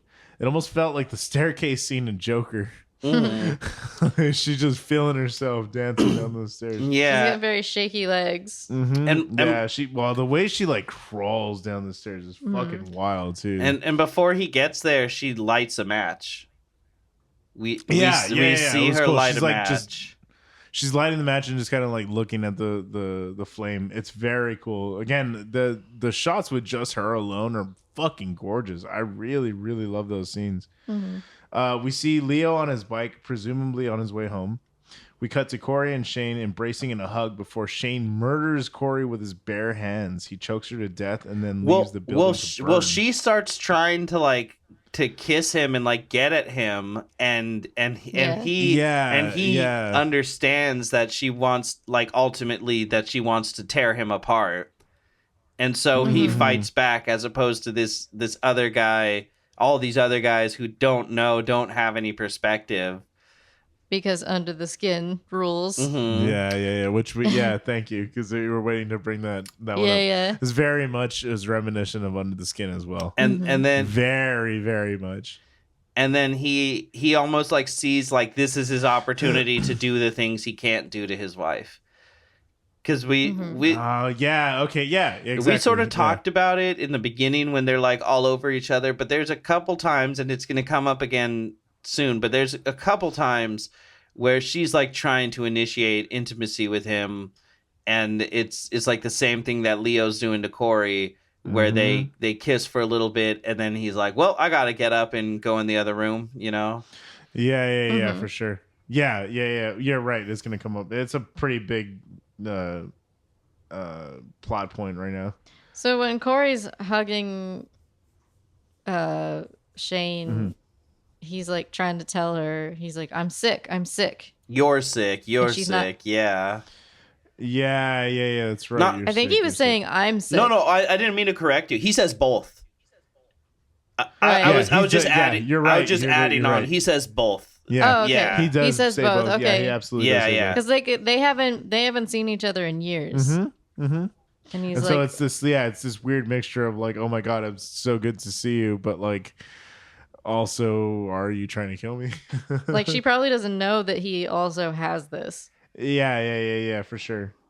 Yeah, because again, he literally just mutters it in between when they're like hugging. Yeah. But she's like, it seems like she can't understand him. Yeah, because she starts trying to kiss him, and he's like, you're sick. And then he wraps his hands around her throat, and it's like, I'm sick. And then like gives into it. And then he like stumbles out of the room. And then we're treated to like the height of 2000 CGI effects. Yeah. So Leo comes Is this the first time that Beatrice Dalle gets set on fire? Might have been that we've seen first, like early on. Yeah, I was gonna say that we've on seen. her last adventure. The second time in this podcast that she was set on fire. Really? Is it the second time? Yeah, she was set on fire on the inside. Oh, that's right. Yeah, that's right. She got toasted. Is. That's right, toasted. That's right. Yeah, she survived. That's right. But yeah, you're right. I was gonna say she right. made it out of inside with another woman's baby. She was successful on that go. Yeah. Yep. So, should we get back to what we were doing here? Yeah. Yeah. Should we? I was just gonna say it's okay that Shane killed Corey because she was gonna kill herself anyway. She set the house on fire. Yeah, doesn't make that statement any less fucked up. I'm just saying. At least she had someone to hold her. Absolutely. Yeah. At least she didn't like just solely burn to death, because that's not a fun way to die. Yeah. Yeah. Is choking a good one? She probably partially liked it. God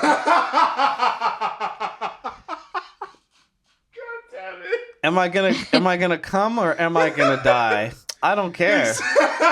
That's the beauty of it. Am I coming or going? That is fucking hilarious. He came as he went. I wish people. She died as she lived. She came as she went. I wish people listening could see the little like dance that Evelyn just did after she made that joke. She was like so proud of herself. And I'm proud of you. The good joke dance. Yeah. You know, You're welcome, America. This feels like an appropriate time to say that in French, the phrase for an orgasm is le petit mort. Le petit mort. Yep. Yeah. So cute. A little death. As a treat. So Leo.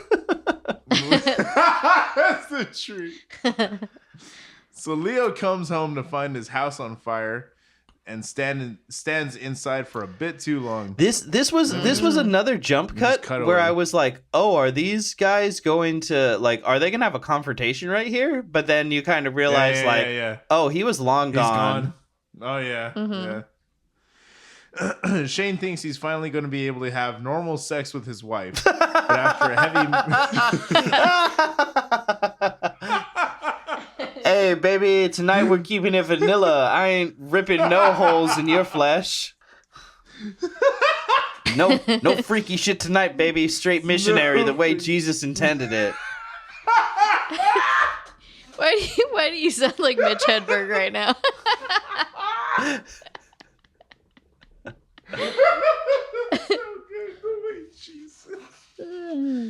Oh my god. Okay, so after a heavy makeout session, he throws her on her side. He throws her to the side and finishes himself off in the bathroom. Dude, this is so sad. Yeah, poor Gina's listening outside the whole time, crying and pounding on the door, claiming that he lied to her. Like right before he climaxes, I was like, this is like a weirdly realistic masturbation scene. Mm-hmm. Yeah, like the sound effects and like the faces he's making. And then he was doing probably it. jerking off. So do you think the rope we saw was real?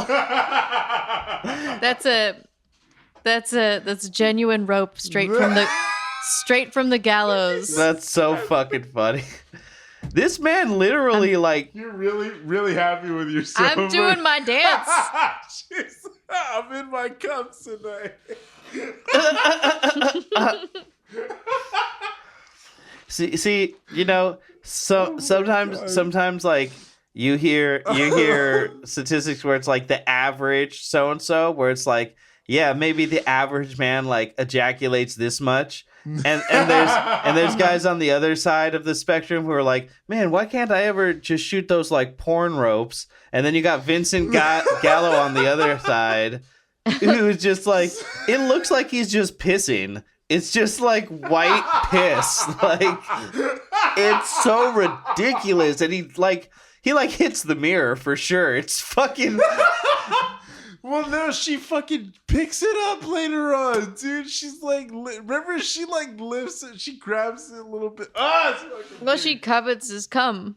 Yeah. She wants it. And I'm pretty sure that's like the seventh commandment is like, don't covet gallows ropes.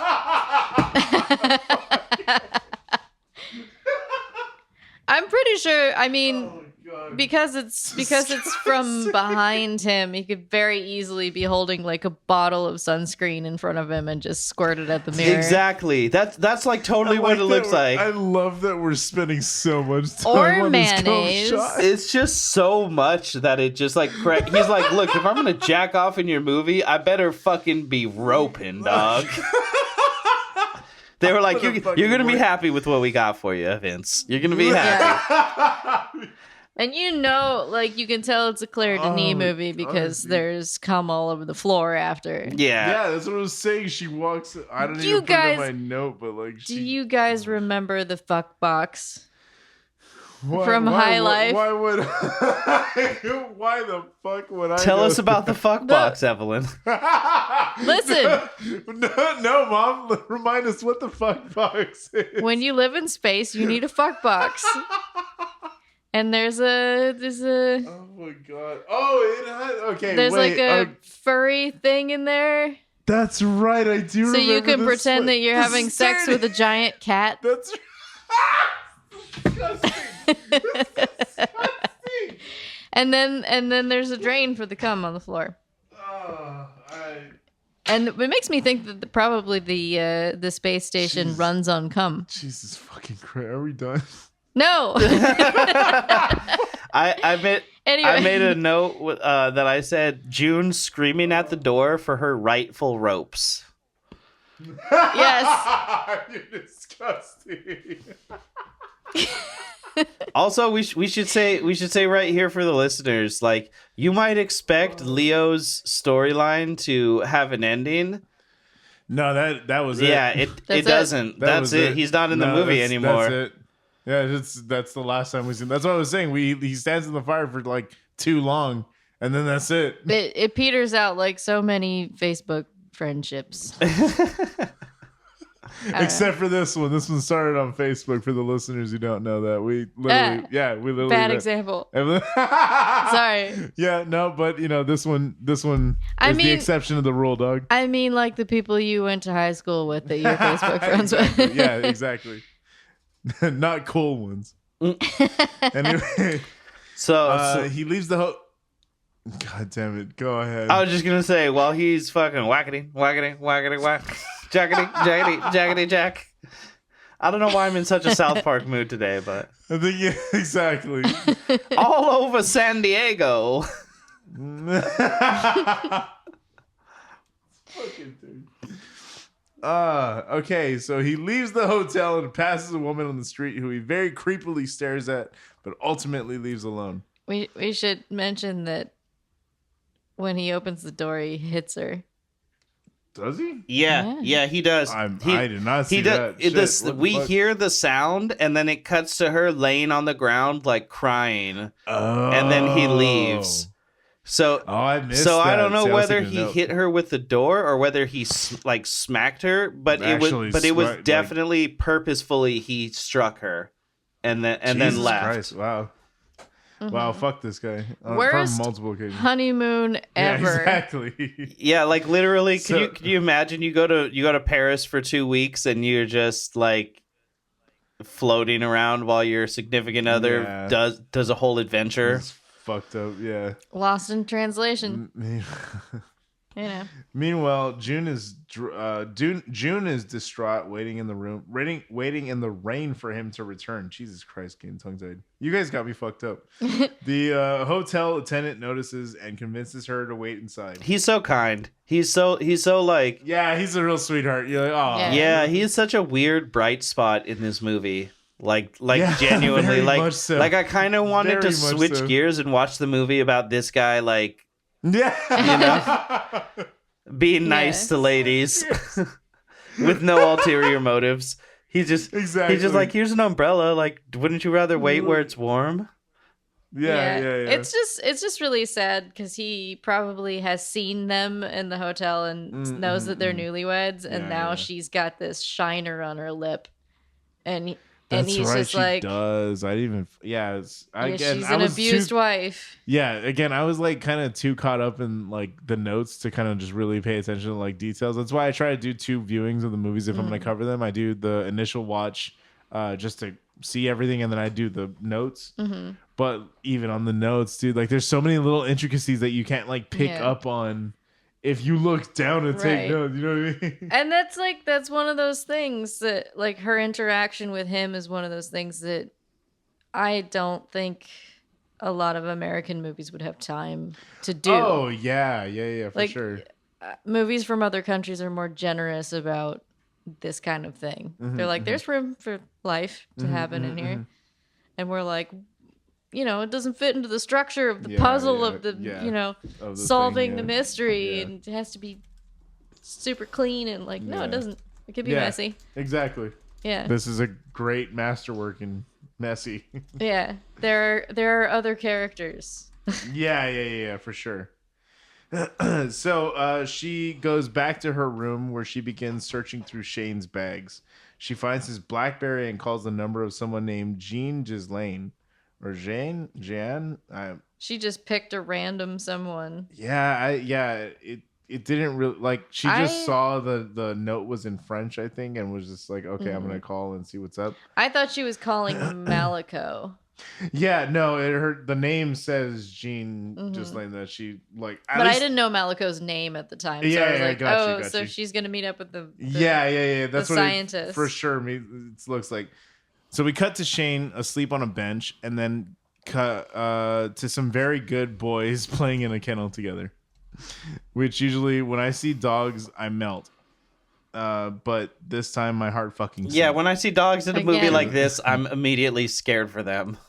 Exactly. I was like, I don't like the look in this motherfucker's eye, bro. The ham sandwich look. I think I'm gonna eat this dog. Exactly, dude. I was like, oh my god, fucking get out of there, bro. What happens in Paris stays in Paris. That is actually the motto of this movie. Yeah, pretty much. Yeah, exactly. Don't leave food around Vincent Gallo. Well, before this, he, like, there's the whole he's going around in the night and he's sort of stalking a woman. Yeah, the woman. Yeah, I was saying, he just like let her go. Yeah, like, and he walks past her. He's following the back of her head. This is like, I don't know. You get the sense of like he fixates on the back of the head and the neck. Yeah, for sure. And it seems like a smell thing. Yeah, but this is it reminded me of and there's a scene later that even more so reminds me of the movie Perfume.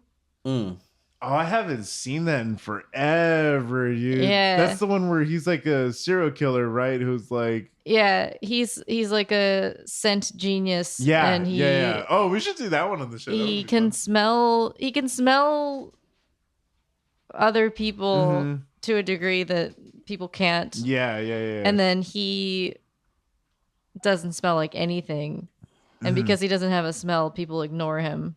Yeah, which is really cool. It's an interesting fucking movie. Yeah, no, we should totally do that one on the show. So it's like people can't, they see him, but they can't see him. That's so interesting. I haven't seen that in years, dude. Thank you for reminding me of it. It's a cool movie. Yeah, absolutely. Anyway, so he steps onto a train and is caressing the pup before he spots a woman and proceeds to turn the creepy all the way back up by standing directly behind her, basically breathing down her neck and shoving his face into her hair. This is interesting to me because it's like, yeah, like the train's pretty crowded, but it didn't look that crowded. It's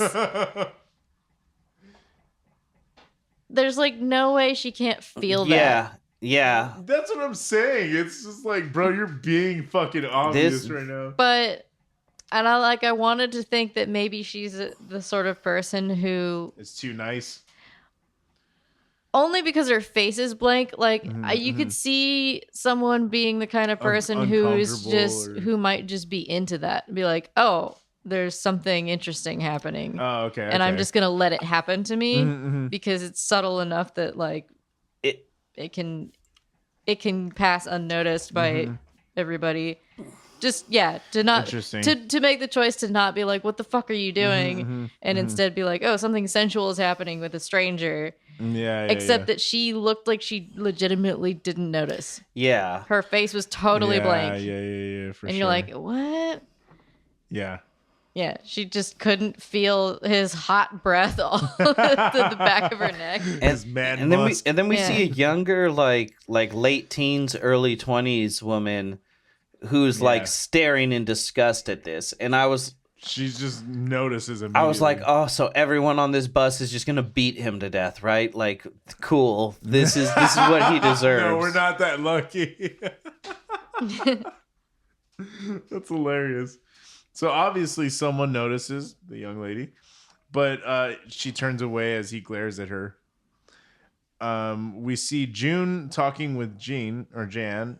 I have no idea. Jean. Jean. There you go. Thank you. I don't know. We see June talking to Jean, who apparently was an old lover of Shane's. Slash landlady. It's so weird. It's such a strange, disconnected scene because he hasn't called her. She's like, oh, I like wondered if I'd ever see him again. I haven't seen him in years. Like, it's so cool to meet you, blah, blah, blah. So it's like, why was this number even up on the phone? Like the BlackBerry. Like this was kind of just like a total nonsense scene of like just something for June to do. Because it didn't... It did seem sort of... It didn't really lead to anything meaningful. She's just like, oh, he must be cheating on me. And then she goes and it's some old lady who's like, oh, yeah, he used to live here. But then June mentions, like, this is, like, her old neighborhood. And I'm like, is she supposed to be French? Is this supposed to be her mom? No. Like, what is this movie? Yeah, no, that was... Yeah, okay, so I got confused about that. I ran it back. It's actually Jean talking about... she lives in that apartment because it was her old neighborhood. I thought it was June talking at first too. I thought it was her saying that, and I was like, "Oh, what the fuck?" Yeah, but no, it's Jean talking. I know. I got confused there too. Totally understand that. Was she saying that Shane paid his rent in dick? Yeah, pretty much. Yeah. Damn. I think that's what she was saying. That's pretty much. She's like, yeah, I was short. Or she says that she was short on money and that she was happy to rent a room to him. Yeah. But like, what? Yeah, it must have been in dick. Short in money, long in something else. I love that she says with her like thick ass French accent. She goes, June Brown. Oh, it sounds so good together. And I'm just like, what the fuck, lady? Like, it's such a plain ass boring name. Like, shut up. The way your fucking eyes went crossed. June Brown. And I'm just like, what? There's a lot of questions that should have been asked in this scene that were not asked. Like, why do you have a bloody lip? And you know. She's like, here's some old stuff that Shane left here. Here's a picture of Shane. This is Shane, she says to June's wife. To June, who is Shane's wife. And this is Leo. And June is not like, who's Leo? She's like, oh, that guy who hasn't been in the movie for the past 20 minutes. Okay. Yeah, exactly. Yeah, and then June just falls asleep. Yeah, dude, I was like, okay, we see as she's talking, as Jean is talking, June decides to take a nap. I thought she got drugged or something. No, I mean, she was just standing there. The scene was so boring that she fell asleep. She's like, it was just such a strange, like... I'm going to go to sleep and wake up in a different part of this movie. Now she's just narcoleptic? I don't know. Wake me up when my husband's ready to end me. Yeah, pretty much. I gotta say, too, real quick, just to touch on that, like, bus train scene. When he's, like, pushing up against her, the puppy is between them, and I was, like, legitimately scared he was going to kill the dog. Because he was more interested in, like, harassing this woman. By the way, we should probably say, like, I don't know, everybody, we would have put an animal. Yeah, the dog's okay. If that was going to happen. The dog's fine. Okay. Like, we legitimately, that's the first thing we fucking look at in a movie. Again, if all of us were, like, uneasy at the sight of a dog, don't worry. We wouldn't Maybe do that we should start doing, like, anti-trigger warnings where, like, middle of the movie, we're like, and then there's a dog, and nothing bad ever happens to this dog. Exactly. So don't worry about it. We forgot to rate this movie by dinner meter. Oh yeah. We'll get into it. When we rate everything, we'll get into it. I did eat lunch while watching this. I was gonna say I was probably eating. I had a feeling from the cover art that this was gonna be a terrible one, and we got Panda Express, and then Amanda was like, I forget what she said, but it was like, oh, are we gonna start the movie? And I was like, well, I figured I would just let you finish eating first. Like, yeah. That's fantastic. You gotta finish eating before Beatrice starts. Yeah, exactly. Before she starts eating. Yes. So, I thought this was interesting too, because she says that when June wakes up, Jean brings her a box of belongings for Shane.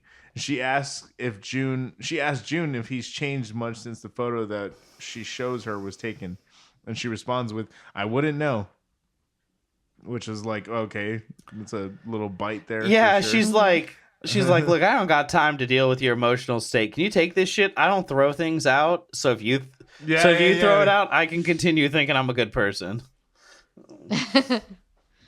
Pretty much. So, we see Christelle cleaning the room again, but this time stops to have herself a sit down and a smoke. She only cleans this room. You're right. Yeah. She's just like, oh, time to go, sweep again. Oh, is it 3, 2, 1 in time already? Okay. Yeah, she pulls a cigarette out of his pack, and I'm like, man, I would imagine cigarette smokers know exactly how many cigarettes they have. Exactly how many they had. Yep. Yeah. Exactly. But not in France. Man, she gets comfy. She takes her hair down. She fucking down. puts her feet up. Yep, and she gets real comfy. Mm-hmm. She sees a note by the bedside lamp, but she tosses it aside. It says, and Shane waits until the coast is clear and then heads into the room. He sees the note that reads, "Shane, where are you?" He overlooks it and sees the indent that Christelle left on the bed when she sat down. And he gets to sniffing.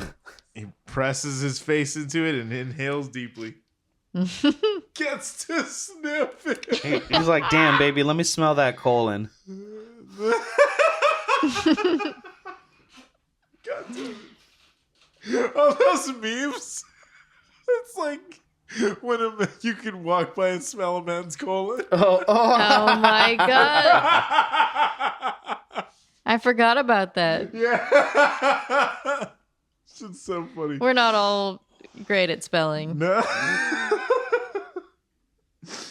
Oh man. So here we go. Second trigger warning of the movie. It's the last bit of the movie, so just strap the fuck in, folks.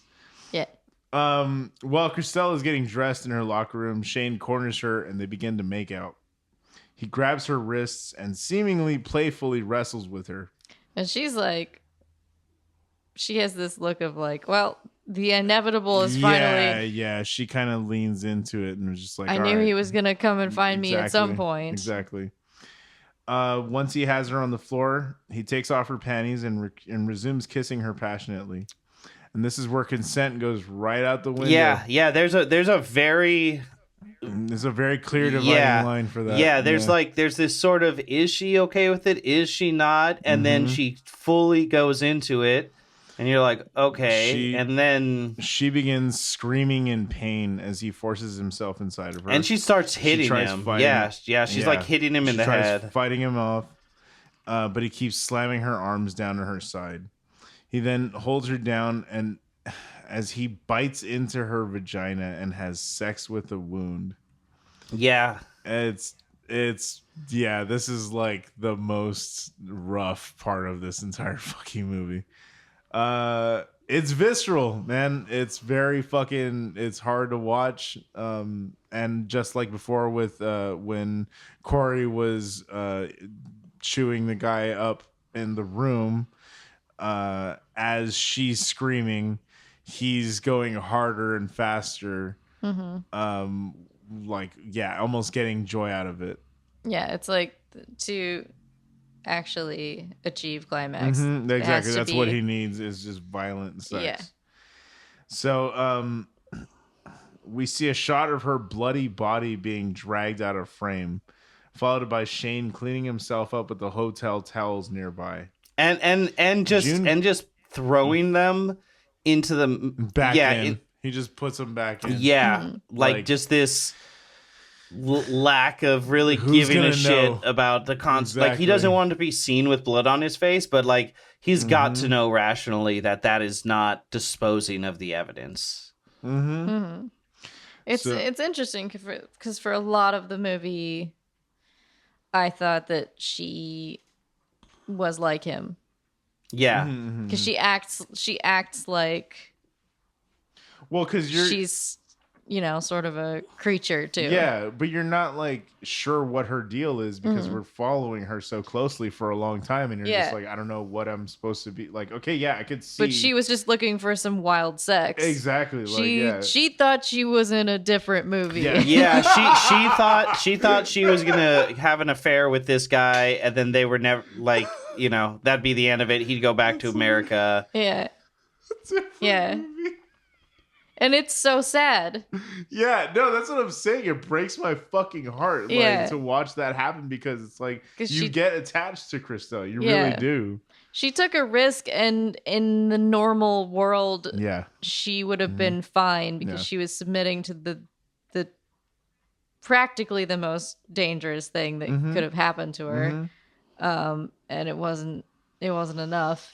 And also, he didn't want to do that either. Yeah. It just went really badly. Yeah. So June comes back to the room to find the puppy and picks him up while calling for Shane, who doesn't. And I gotta say, in real life, she was furious and confused because she found not only a puppy but a room full of puppy shit. Like, exactly. You leave a little baby dog alone in a room for an hour and a half. There's shit and piss and chewed stuff everywhere. Everywhere. Yep. This is the I'm sorry I hit you puppy. Yeah, exactly. So in the shower, we see Shane rinsing off blood from the curtain before she walks in. As he steps out, he tells her that he wants to go home. We notice that he didn't exactly get all of the blood off, and as June leans in for a hug, she is looking upward, squints a little as if she notices something, and we roll the motherfucking credits, baby. That's trouble every day. Yeah. Because he's still in the shower, soaking wet, hasn't touched a towel. She's completely clothed. And then he embraces her, and I'm like, yo, that would be so fucking uncomfortable. Yeah. Yep, but I mean, not as uncomfortable as seeing blood on the fucking curtain. Oh man, she's gonna find out about his lifestyle, and she's gonna have to make a judgment call on that. Talk about a fucking mic drop ending, man. It's a very good ending. That's a fucking solid ending to this movie because again, we don't get the answers that we so desperately crave. We don't get nothing about it, and I think that's just fine. The ending and also the quiet moments where the characters are regarding each other reminds me of Let the Right One In. Yes, absolutely. And we've talked about it. Let's definitely get into its own episode. Yep, we're gonna do it. Absolutely getting its own episode. That's so true. Yeah, it's handled very subtly too, and it's very much on the performance of the actors. That's propelling all of this. It's not the dialogue. It really isn't the dialogue. The dialogue is pretty bad. It's clearly not the story that this movie is about. Exactly, that's what I'm saying. Yeah. I was gonna say it's not. It's fine for what it needs to achieve. Yeah, but it just does not do any service of propelling shit forward. One of my early notes was no one in this movie acts or speaks like a human being. Yeah. But I think that also does a great job of like putting, because we were talking about like Under the Skin being it's like almost being a precursor to Under the Skin. And it's like that also did a lot of like nonverbal shit with like she was a predator essentially. She's she's luring men to their deaths. And so that definitely like the shots of her by the road just looking like a fucking animal, like that lends to this like mystery of like, is she aware of what she's fully doing? Is this literally just an illness? Is what's going on? Like you don't have actual answers. Is she human? Have you guys seen the movie Spring? Spring? No. Spring. No. Spring. Yeah, I recommend that. It's probably on Shudder. Oh. It has some of I don't know, some aspects of this, but also some other types of horror movies. But it's about a guy who takes a trip to Italy, and he falls in love with this girl, and she has a condition. Ooh.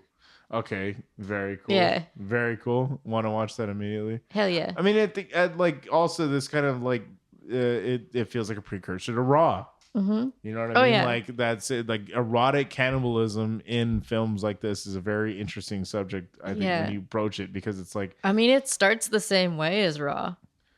Yeah, an ambush by a car. Yeah, absolutely. Like, and that's what I'm saying. I think like. But it's like also you're able to explore some very fucking interesting things with the type of like shots that they were pulling off. Like again, it just feels like romance is a bad word for it, but it's a passionate movie. Yeah, it's extremely fucking passionate, and like you could see like the actors. You feel the palpable love between them. You really do feel the emotions, I think, on screen, and it shines through really well. And I think that's what made me fall in love with this movie. And the shock factor is something that drove it over the edge for me. Because again, I go to horror movies to feel something. Fuck if it's a good movie. If I felt something during that movie, it did its job. Yeah. And that's what I think art is supposed to do. It's supposed to move you. It's supposed to, and it's supposed to make you think. And I think this movie did fucking both of those things very well. Oh, yeah. Yeah. So before we get into ratings, I think we should get Austin's thoughts on this one. All right. What do you guys think? Oh, yeah. It's about time for the boy. Let's get our eyes in the sky. It's time for hinging on the unhinged. Yeah. Yep, absolutely. All right, take it away, Austin. Okay.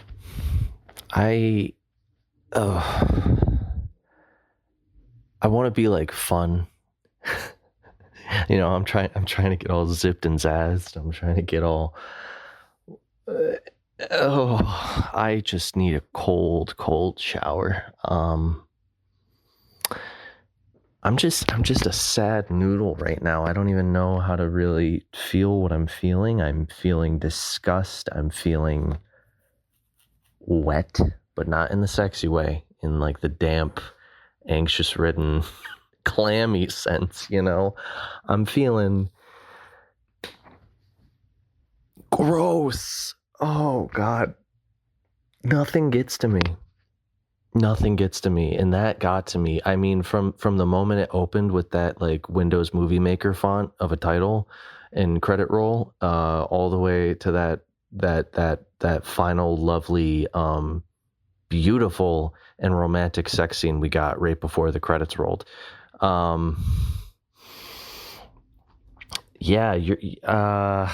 Nothing gets to me, and this just something about this broke me, and I'm still trying to figure out what it is. This is the second time I've watched this.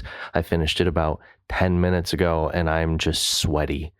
That's what I got for you right now. I'm sweaty. But anyways, I'm gonna actually talk about the movie and not just why I'm a little crybaby. This movie, a lot of it's really reminiscent of like Bones and All, Under the Skin, Raw. It's kind of like a precursor for all those movies. It has a lot of the same feeling from like in Under the Skin with like with her hitching and in even her demeanor and her posture and her kind of like uncanny facial features, and it's almost like robotic or alien like, and the way she picks up men just to like harvest them in a sense, and in terms of Raw, I think that's pretty explainable in itself. But Bones and All specifically, cannibalism aside, it has a lot of the same themes of like just how like it kind of feels like people don't know. It kind of feels like it's this hidden secret, but at the same time, especially after the second time I watched it, it feels a lot like the science community does know, and it's just like not so much denial, but just like an unacceptance of it. So it's a lot easier to just push it to the side. It's like, Patrick, why don't we take the cannibals and just push them over there? And that way they don't bother us. If they don't exist, if they're off to the side, you know, suffering in silence, we can feel better about ourselves. And that was a lot of what I took from Bones and All, where it was like this folk tale, kind of showing like the darker side of like society, especially in the 80s during like, you know, the AIDS epidemic, and like minorities that were kind of cast off to the side, and they used cannibalism as a way to like kind of like show just like the struggle of being like an outsider, an outcast and stuff, and this feels a lot like that, just in terms of like what Bones and All is a lot more. I feel the word romantic, and this is a lot more erotic. And I know those two go hand in hand very well, but they are also very different in many ways. And I would not call this a romance, as I see a lot of it online being described as, but much more of a eroticism. Like if Karma Sutra was somehow turned into a horror movie. Yeah, it's yeah. So anyways, yeah, you got the Windows Movie Maker font. Her face alone, you know, like this movie is just so much. And now that I'm talking about it, actually putting my thoughts together, I'm getting less disgusted and more just intrigued. Yeah, even from the smallest details, like I don't know if they did something to her face. I don't know if they like, you know, CGI'd it. I don't think they really had the budget for that, but like something about her was so uncanny to the point where like her face was like perfectly split down the middle to even like the gap in her tooth. It almost looked like in Splice. She looked very animalistic. She looked like she was tested on, like she was in the jungle, and it's terrifying. Like she is truly terrifying in her performance, down to even like the casting of her features. Like she is truly an animal.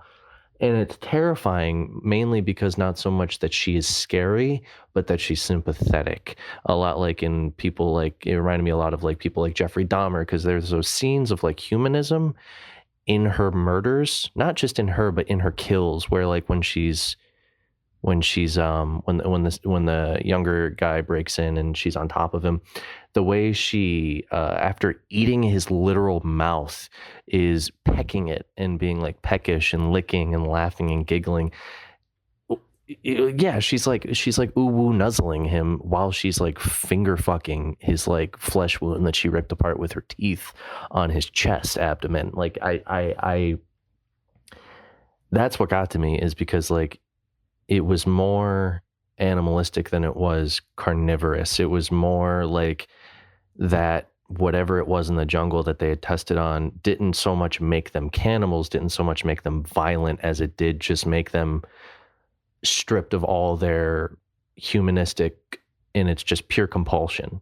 And so they do love, they do feel sad. There's scenes even when her husband was, you know, dismembering the body of the guy in the field. She looked like a kicked puppy, almost like she was just scolded.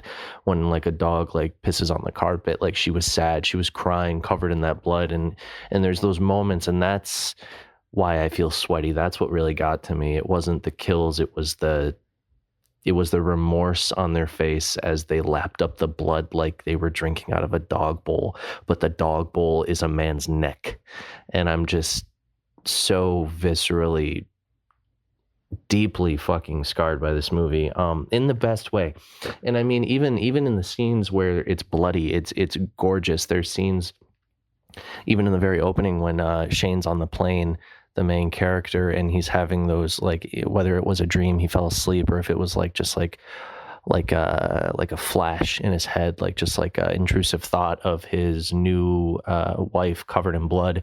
And even more so when Corey, the other cannibal, is covered in blood. The way they do the blood, it's not goopy, it's not schlocky like 80s, like corn syrup carries blood, but it's also not like art house, like House That Jack Built, like realistic blood. It's this weird, it's almost like watercolor paint, and the way it trickles down their skin whenever they eat a person, whenever they feed and they cover the blood on themselves, it almost looks like in real time you see like their veins forming, you see the life going into them. And I really like that. It's almost like a tree, like vine effect on their body, and it's just this really cool watercolor that I haven't seen in another movie that uses that much excessive blood.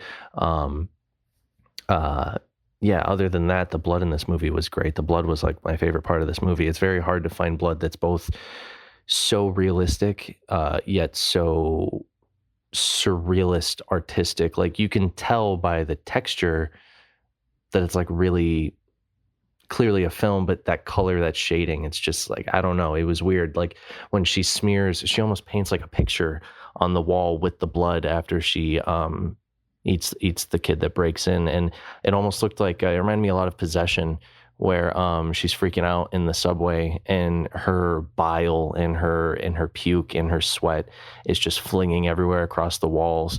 But for some weird reason, I thought of this. I don't know why. Fuck Diane word, but their style, especially if you've seen like Chappie and like their influence on their art style, mixed with that subway scene in Possession. I like that. That was like my favorite shot of the movie, is that wall. She almost painted like a mural to remember him by. You could see like crosses on there, almost like she was like repenting in a way. And I like that a lot.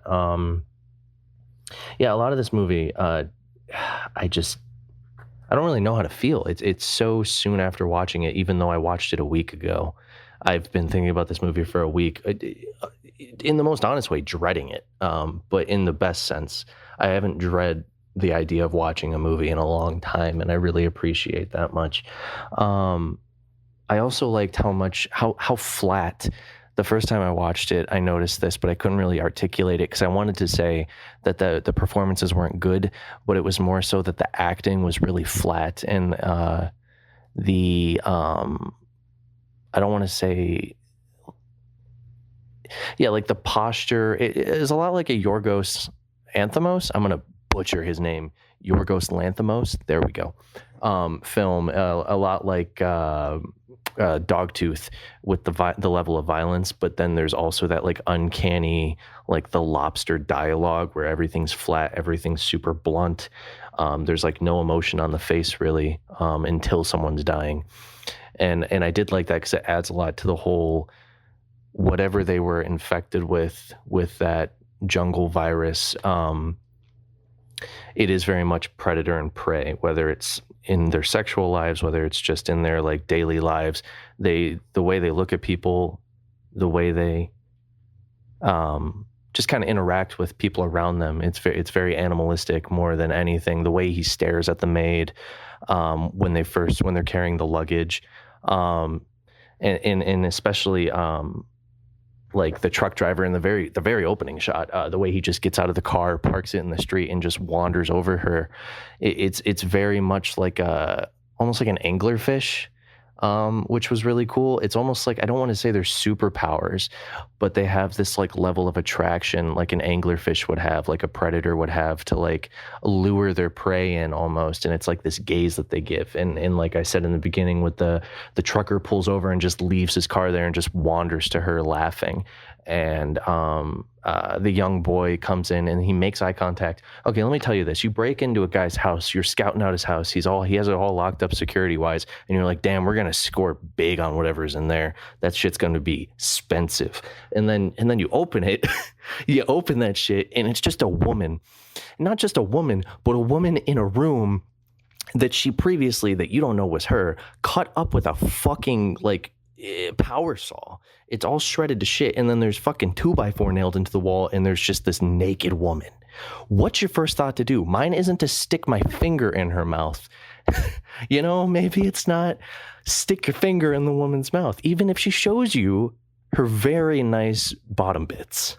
So like, I have to believe that there's this sense of like almost like a power that they receive, this gaze that they have. And like I said, when with the maid throughout the whole movie, but specifically when he's like eyeing her up like lunch meat when she's carrying the luggage in, and that's why I brought up the Yorgos Lanthimos specifically, is that following scene I really liked, where it was really awkward. She's making the bed and they're just laying there rolling around, and it's almost like she was just like a pet almost. Like they don't look at people like people, because it's almost like they're a separate sect. And yeah, they're like almost like evolved, and in a very sick sense. I wouldn't call it evolved, but yeah. I watched the whole movie and it felt a lot like Twilight, because it has like the whole fucking like dynamic. It's like a really fucked up French New Wave Twilight. Hear me out. I'm gonna flesh this out, no pun intended. Here's the funnies. The funnies are back, guys. I'm back. All right. No, because like specifically, okay, maybe I just watched Twilight too recently, because it's like the funniest comedy of all time, but that's not the point. Point is, it felt like a lot like a French Extremity Twilight. I don't know why the cannibalism kind of swap it out with the vampire, and then you have like this really creepy pale guy, and he's like, oh my God, I love you, but you cannot become me. And then they like kind of show like the bite mark on the arm. Look, the point is, it's a great movie. I'm going on a tangent. Just cut all this out. Point is, it's a great movie. The first time I watched it, it was a fucking nightmare, but it wasn't until the second watch when I can put the shock aside. I haven't been this genuinely shocked in a long time, and it wasn't until that second viewing today when I could put the shock aside and just see how truly just heartbreaking this movie is. When you get past the shock, it's just the story of, whether you call it sickness, you could use like sickness. Like I saw a lot of like a personal recount. I saw a lot of like in a sick way, my grandparents, you know, like people that suffer from dementia, people that suffer from this and that, and then you have this relationship between two people, and the other one's mentally degrading to a point where they're not even human anymore. They lose that sense of humanity, and they're just like this shell of a person. But the other person, having sworn to be by their side for decades, if not longer, just can't accept, and they just keep caring and caring and caring, even when you reach a point that you know they're gone, but you just keep going on and on and on, like the doctor did, whose name I cannot recall off the top of my head, Corey's husband. And then even at the end, the second time watching this, I did appreciate the ending, because I do see a lot of, you know, having that scar on her shoulder with that bite mark. She clearly has to have some degree of knowledge of what he is. And then when she gets her lip bit and she's like, you lied to me. Clearly she was maybe under the impression that he got better. He had been taking those pills. Maybe it was a placebo. Maybe he was just taking it to make her feel like she, you know, thought that he had some sense of control over this. Maybe it was just sugar pills. Point is, at the end, you see her well knowingly walking in on him in the shower, knowing what he did, blood covered in the shower. He steps out and she embraces him. And then there's just that shot on her eyes, knowing damn well what he did, knowing that she loves him, and knowing that she's going to turn a blind eye, whether that means it's going to result in his ultimate like mind being just collapsed, or him getting thrown in jail for, you know, rape and murder. I'm sorry. Yeah, that ending. We didn't even get to the ending yet. I'm still processing that ending. Oh my God. But yeah, it has this overall sense of just denial and just not being able to let go, and just how painful that can be when you love someone and you just watch them slowly drift away. It reminded me a lot of like I haven't seen it, but I know the premise of Vortex, I believe it's called, by Gaspar, as well as like Amor, if I'm pronouncing that right, Amore, whatever. It's the Haneke movie. Yeah, I know, I'm the Italian one. Hey, oh, the fingers. We got the flick of the wrist. Yeah, we get it. That's racist. You can't do that. That's my thing. It's okay when I do it. I get to say a mozzarella. Point is, I lost my train of thought because someone wants to make jokes. Anyways, it reminded me a lot of like Amore or Amore, whatever it's called, by Haneke, or Vortex by Gaspar, where, yeah, you're just watching this person slowly drift away until they're nothing. And and they took it just in this bloody, brutal, like French Extremity twist on it, that adds this extra layer of shock value. So yeah, it is great the second time I watch it, and especially now that I've spent 20 minutes talking about it, especially talking about it now made me love the movie. The first time I watched it, I would have gave it like a 3. I was so like deeply fucking disgusted by this movie.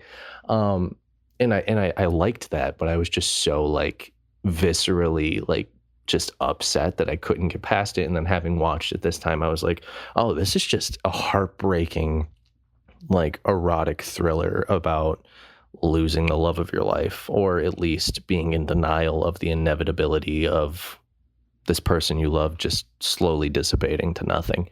I did like, even so, when she embraces him, she has red gloves on, so it's like she kind of has like the blood on her hands as she embraces him, and she has like that yellow jacket on. I really like color in movies, but yeah, it's almost like just accepting the inevitable, but also being in denial of it and just enjoying it while you have it. And there's just a lot of themes of that, and it's utterly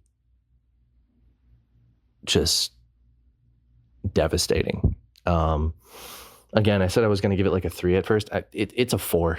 It's 100% a 4. I know that doesn't seem like a lot higher, but I would give it a solid 4. There was a lot about it that like kind of threw me off. Yeah, I'd give it a solid 4. The acting was really stale, but yet again, I feel like that was intentional. The opening and closing credits, I could not get past that, like Windows Movie Maker looking ass fucking PowerPoint slideshow presentation in like 9th grade health class. Like I could not. I was laughing so hard. One thing I did like about like the editing and stuff, similar to the opening and closing credits, is I like the way they did flashbacks a lot. They had that like film grain over it, and it was very like saturated, and it was almost like shot on film. So like they didn't have to tell you, even if it was like in a modern day setting, like if they're not cutting back to the jungle, you just know based on visuals alone. I can't think of the director, but there's another movie that I've seen like that where they did it with aspect ratio, and I really appreciated that. There was a lot of the editing that I liked. The overall themes and story I liked, and the gore was magnifique. Magnifique. I'm doing the finger thing again. I'm doing the flick of the wrist. This gets the Italian approval. Yeah, a 4 out of 6, a phenomenal movie, and I will never watch it again, and I say that with the absolute highest praise.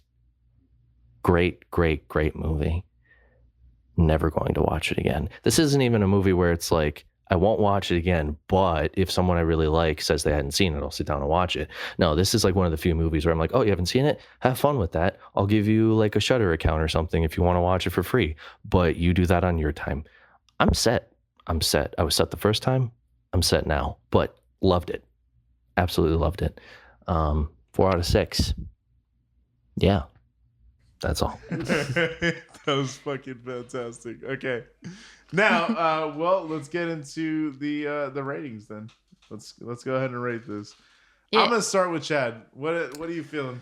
Man, it's probably, this is gonna be the lowest rating I've given so far. I think.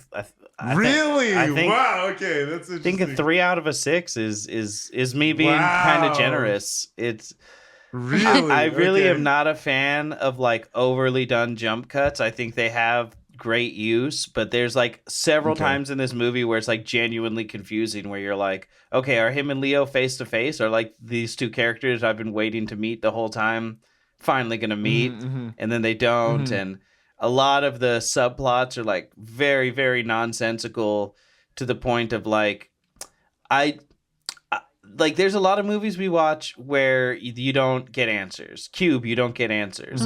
But I feel like the writer of Cube at least knew for himself internally what those answers were, even if he doesn't plan on ever giving them out. There's like a sense of logic there. This just feels like it's like, okay, but why is he a medical doctor? That's not like a very good under the radar thing for someone who's already in medical science. It's like, it doesn't matter. Don't worry about it. You know, and I can only deal with so much of that in a movie. And kind of like we said, a lot of the dialogue was, there wasn't very much dialogue, but what was there was like very unnatural. I do find it fascinating, but I think it kind of missed for me. For sure. What about you, Evan? I would say, I don't know, like a 4.5. Okay. Out of 6. A little more generous. I really liked it. I do agree. The dialogue was not great, and there are some. Even I can agree with that one. Some things that sort of were a little bit sloppy, but like in terms of, just wordless performance, which is the core of the film, really. Yeah, absolutely. And like whether or not it makes sense, like how this happened or why this is happening. That's almost unimportant. Since this is happening, this is how it's happening. I was pretty compelling, you know. Watching these different characters. Try to solve this mystery. Cope with this thing. Not even solve it, but cope. I'll give you that for sure, because in all the silent moments, I didn't feel like I was like, oh my God, somebody talk, let's move this thing forward. It was, like I said, very fascinating. Yeah, there's shit going on to keep you like. You're very much wondering what's going on in their head, and not in a way where you're like demanding that someone explain it, but you're just literally like, what the fuck is this guy gonna do? What is going to happen? Why is this guy getting this little baby dog? Like, yeah, exactly. You're anticipating rather than like trying to figure it out. Like you're trying, like, rather than trying to read the situation, you're just like, what the fuck is gonna happen? Yeah, because obviously Gallo and Dalle are both like fantastic actors, so it's not like their performances aren't what caused the hang up for me, you know. So and I think, well, for me, their performances are really what like drove this thing for me, and I think that's what made the rating for me. I'm gonna probably give this a 5 out of 6. I think this movie. So I had seen it prior to choosing it, and when I saw it, it was just one of those things that just rocked my fucking world. I was like, Jesus, like that's a lot, bro. And I didn't see all of the merit to it that I do now. Now that I've watched it fucking 3 times. But it has this quality of, and again, this nonverbal thing is really, I love that, because I think that really places, it's a challenge for the actors to kind of pull that off, to really like convey emotions and thoughts in a universal sense without language, you know. And it's like, no matter what language you speak, if you watch this movie, you know the feelings and the things that they're conveying, because it's a human level, sort of like, you know, that we all understand it. Yeah. So I think for me, being that the movie deals with this like idea of like sexuality and cannibalism and stuff, and like these, like, it's almost like you said, viewed as a sickness of some sort or whatever, but in the same context, you have these like gender divides, being like, well, she's locked up the whole time, but this motherfucker is out and about, you know, like growing into himself essentially. Yeah. It's interesting. I think on another rewatch, I got a lot more out of it, because I was noticing more little intricacies that I just hadn't before, and that I hadn't really like put much thought into, or if I did, I was just like, oh, that's weird and confusing, but like whatever. And then like this watch let me like really digest a lot of the things that I was seeing, and so I was like, oh, okay, that makes a lot more sense now that this is there. So again, I think a rewatch I think this movie really benefits from a rewatch, but I think initially if you were to just watch this, it really is just going to have the shock factor. I think, unfortunately, I think the last half hour is really where a lot of people are just going to basically just be laser focused on and not give the rest of the movie a lot of credence. Cause again, it's shocking. It's really absurd. It's a lot. It's fucking heinous. Like it really is. But I think underneath it all, there was a lot of art that was being like really carefully navigated throughout that to get to that point, you know? I think it's built very delicately. Yeah, very. And you don't see, I mean, it's shocking, yes, but it's not gratuitous because that's true. your two characters who have this disease, you see one. It really isn't gratuitous. One kill a piece. Exactly. Mm-hmm. That's it. Yeah, literally. Yeah, just to show you that they both have this. She's racking up victims, but you only see the aftermath. Yeah. You never see the actual act of killing until the scene with the two kids. You only see one each. Yeah, exactly. And that's what I'm saying. Yeah, you're right. It's not gratuitous, and it like in a fucked up way that's tasteful. Mm-hmm. Yeah, I think it is. Very fucked Which up. is a weird thing to say about a movie that ends with 2 murder rapes. Murder rapes, exactly. 2 blood fucking scenes. Yeah.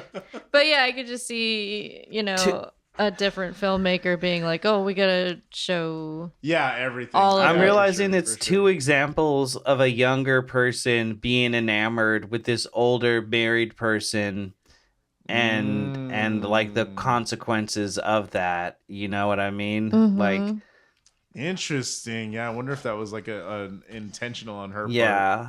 But I mean, Claire Denis again, fantastic. Yeah, she's obviously an incredible filmmaker. Yeah, for her to be able to direct something like this, to make, it may not make sense in a grand spectrum, but in the moment when you're watching these things, you're like, oh, okay, that makes sense why they're acting that way. I understand that. Yeah. Like that's passion. I think she is very interested in. I mean, she had a character say it in this movie, but between the 2 films of hers that I've seen, she's interested in loyalty and betrayal. Because High Life has a lot of that as well. Very much. That theme is very rampant in that movie. Yeah. Yeah, that's a good. And then we'll probably end up doing High Life at one point. Again, we've opened it up to so much like the spectrum of just more than horror. We're gonna get into cosmic dread. Absolutely. Well, we actually are next week. Funny enough.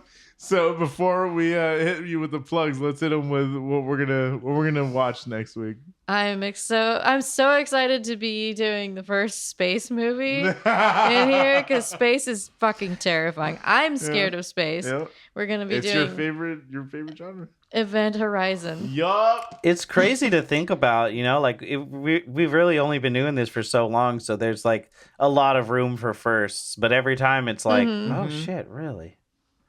Yeah, exactly. Like we haven't done this yet. Cube was kind of the closest. That's what I was gonna say. I was gonna say maybe Cube was set in space. Do we really know?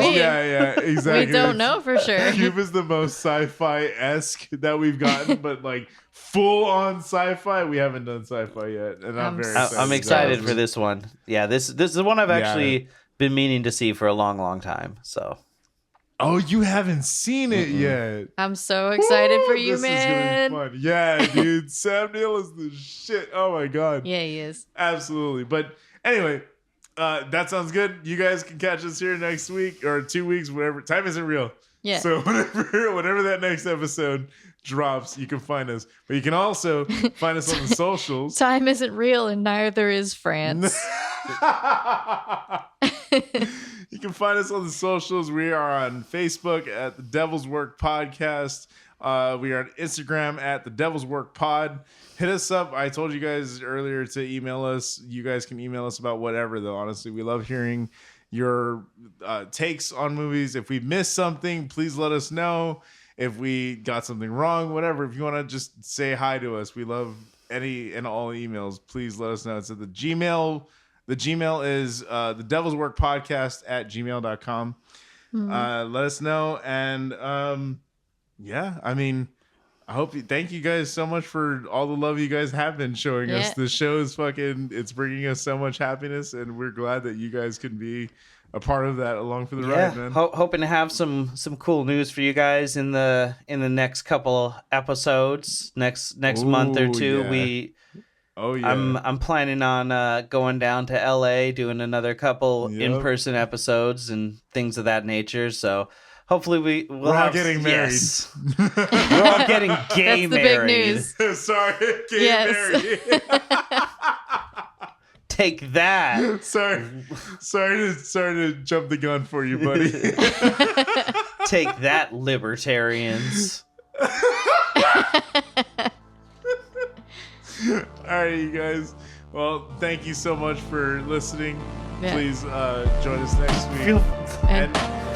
Feel free. Don't forget to rinse your shower curtain.